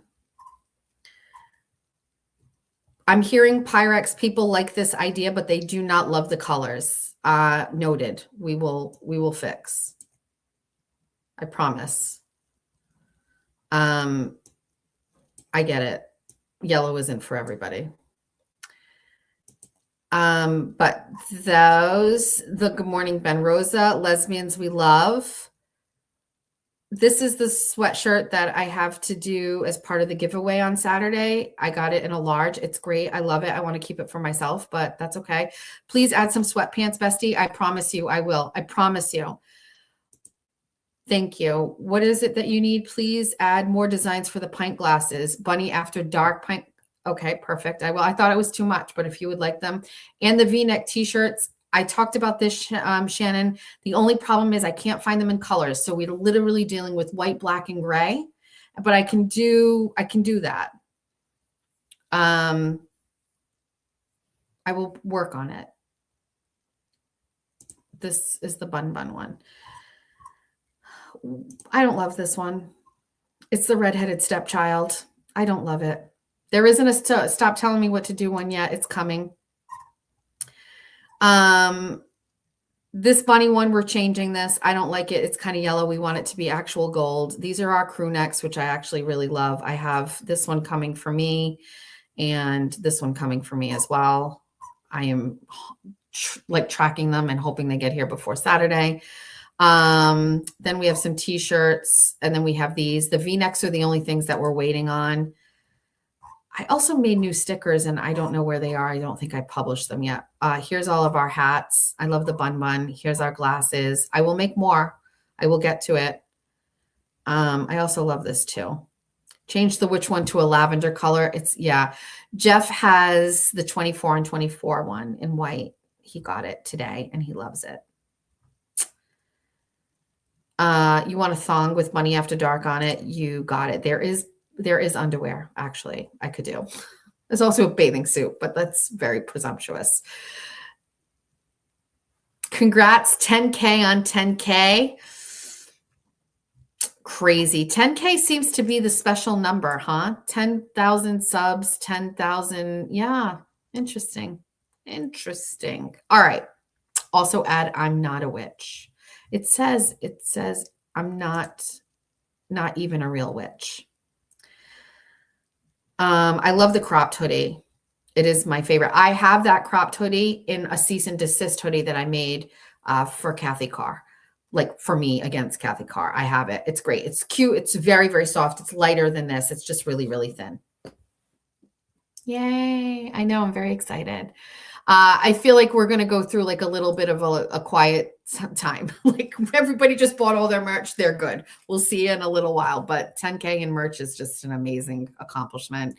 And I'm very excited that everybody loves it as much as I do. They do. They have swimsuits. All right. Let me take a second. I am going to stop sharing. And I'm going to, while I have this screen open, I want to go to YouTube and I want to get us over to Erica so that you guys can go and see her. I've got to go to bed. We have court tomorrow. We've got to get up very early. We have to drop Georgia off at school by 7 and get on the road by 7. So we got to leave here at like 7:15, get Georgia and her friend to school for 7.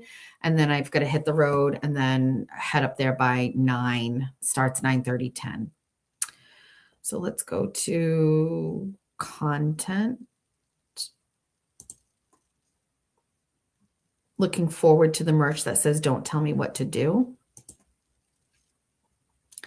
Going to Bunny After Dark. And then we're going to go to details, customization, analytics, monetization, customization. And we're going to scroll all the way down. We're going to do redirect. We're going to search for videos. We're going to paste. We are pros, essentially, at this point.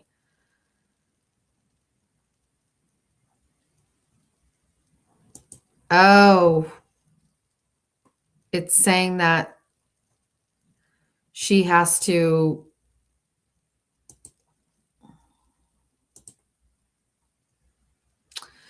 Can somebody let Erica know that she has to add me to give those privileges?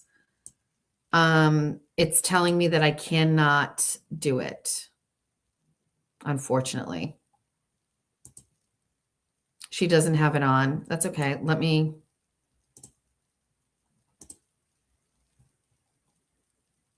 Oh, that's not going to work.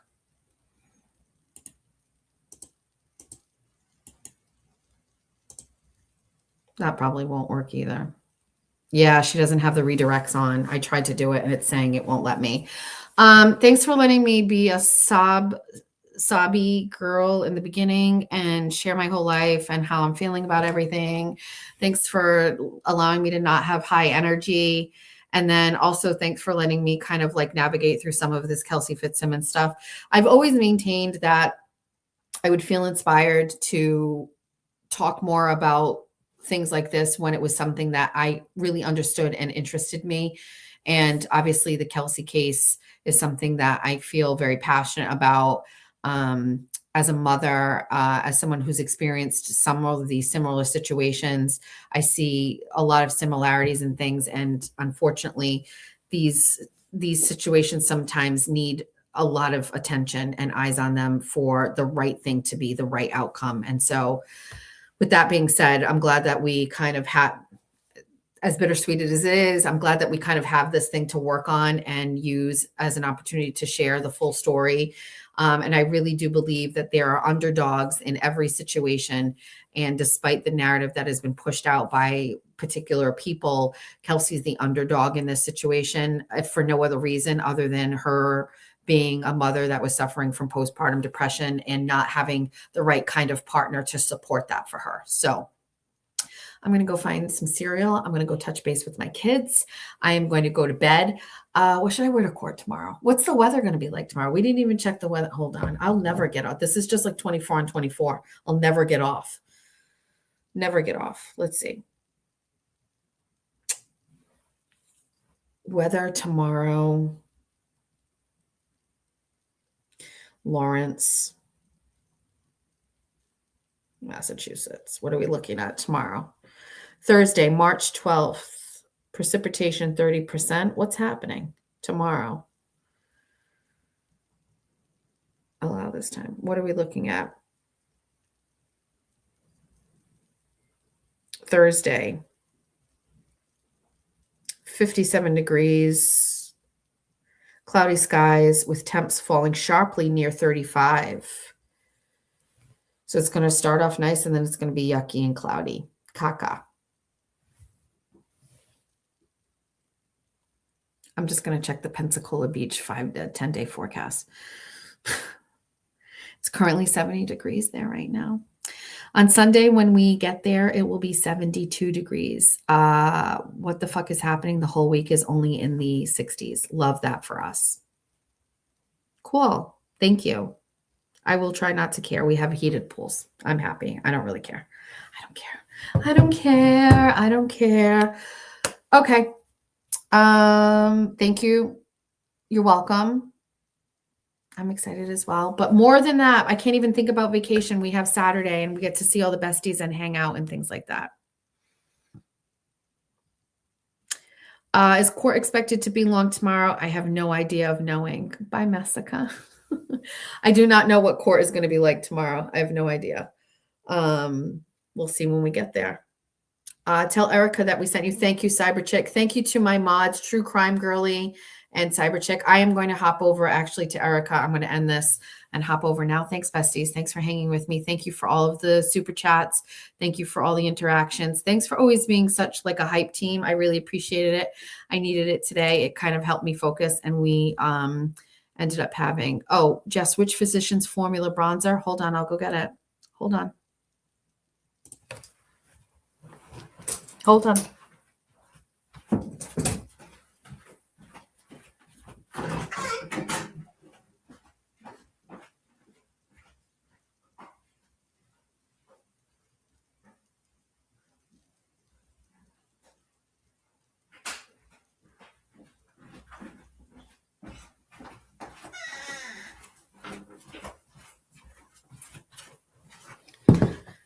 Okay, so this face and what you're seeing right now is brought to you by all of these things, okay? It's hard to really tell, but so this Physicians Formula Buttercream Body Bronzer. This 12-hour wear. This is Butter Glow Body Bronzer, Physicians Formula. It's new. It's in the light medium, 12-hour wear, transfer proof. Let me actually check that. Not one lick of anything on my sweatshirt. So I put this on first, and I have a little issue with hairline blending. It's a pet peeve of mine. So I just put it on with my hands at first, but then I took a wet sponge, like the triangle, like round ones, teardrop looking ones. I wet that and I just blend in this area because I felt like it was a little too dark. So I blended in everywhere. And then when I looked at it, I felt that it was like a little too not even cakey because it goes on light. And it was just, it blended really, really well. But then I used the hydrating water gel and I put a little bit on my hands and then just went all over my face. And it almost just like transformed that into what you're seeing here, which is like a little glowy, like a little, I don't even really know. I just, these two things, this is what you're looking at on my face today. And honestly, it's kind of far away. Like there's no filter on here. This is just my face. So that's pretty much it. There's no filter or anything like that. And then also this is my new favorite thing. This is the rejuvenating eye cream. Just fuck me with this. Just slather it all over my face. I love you so much. I can't put it on right now because I have to wash my face, but this is literally, it just, what is that? You don't think that this looks different? Like, stop moving. This just looks different to me. This just looked very kind of like saggy and sad, and it screamed menopause, menopause. And now I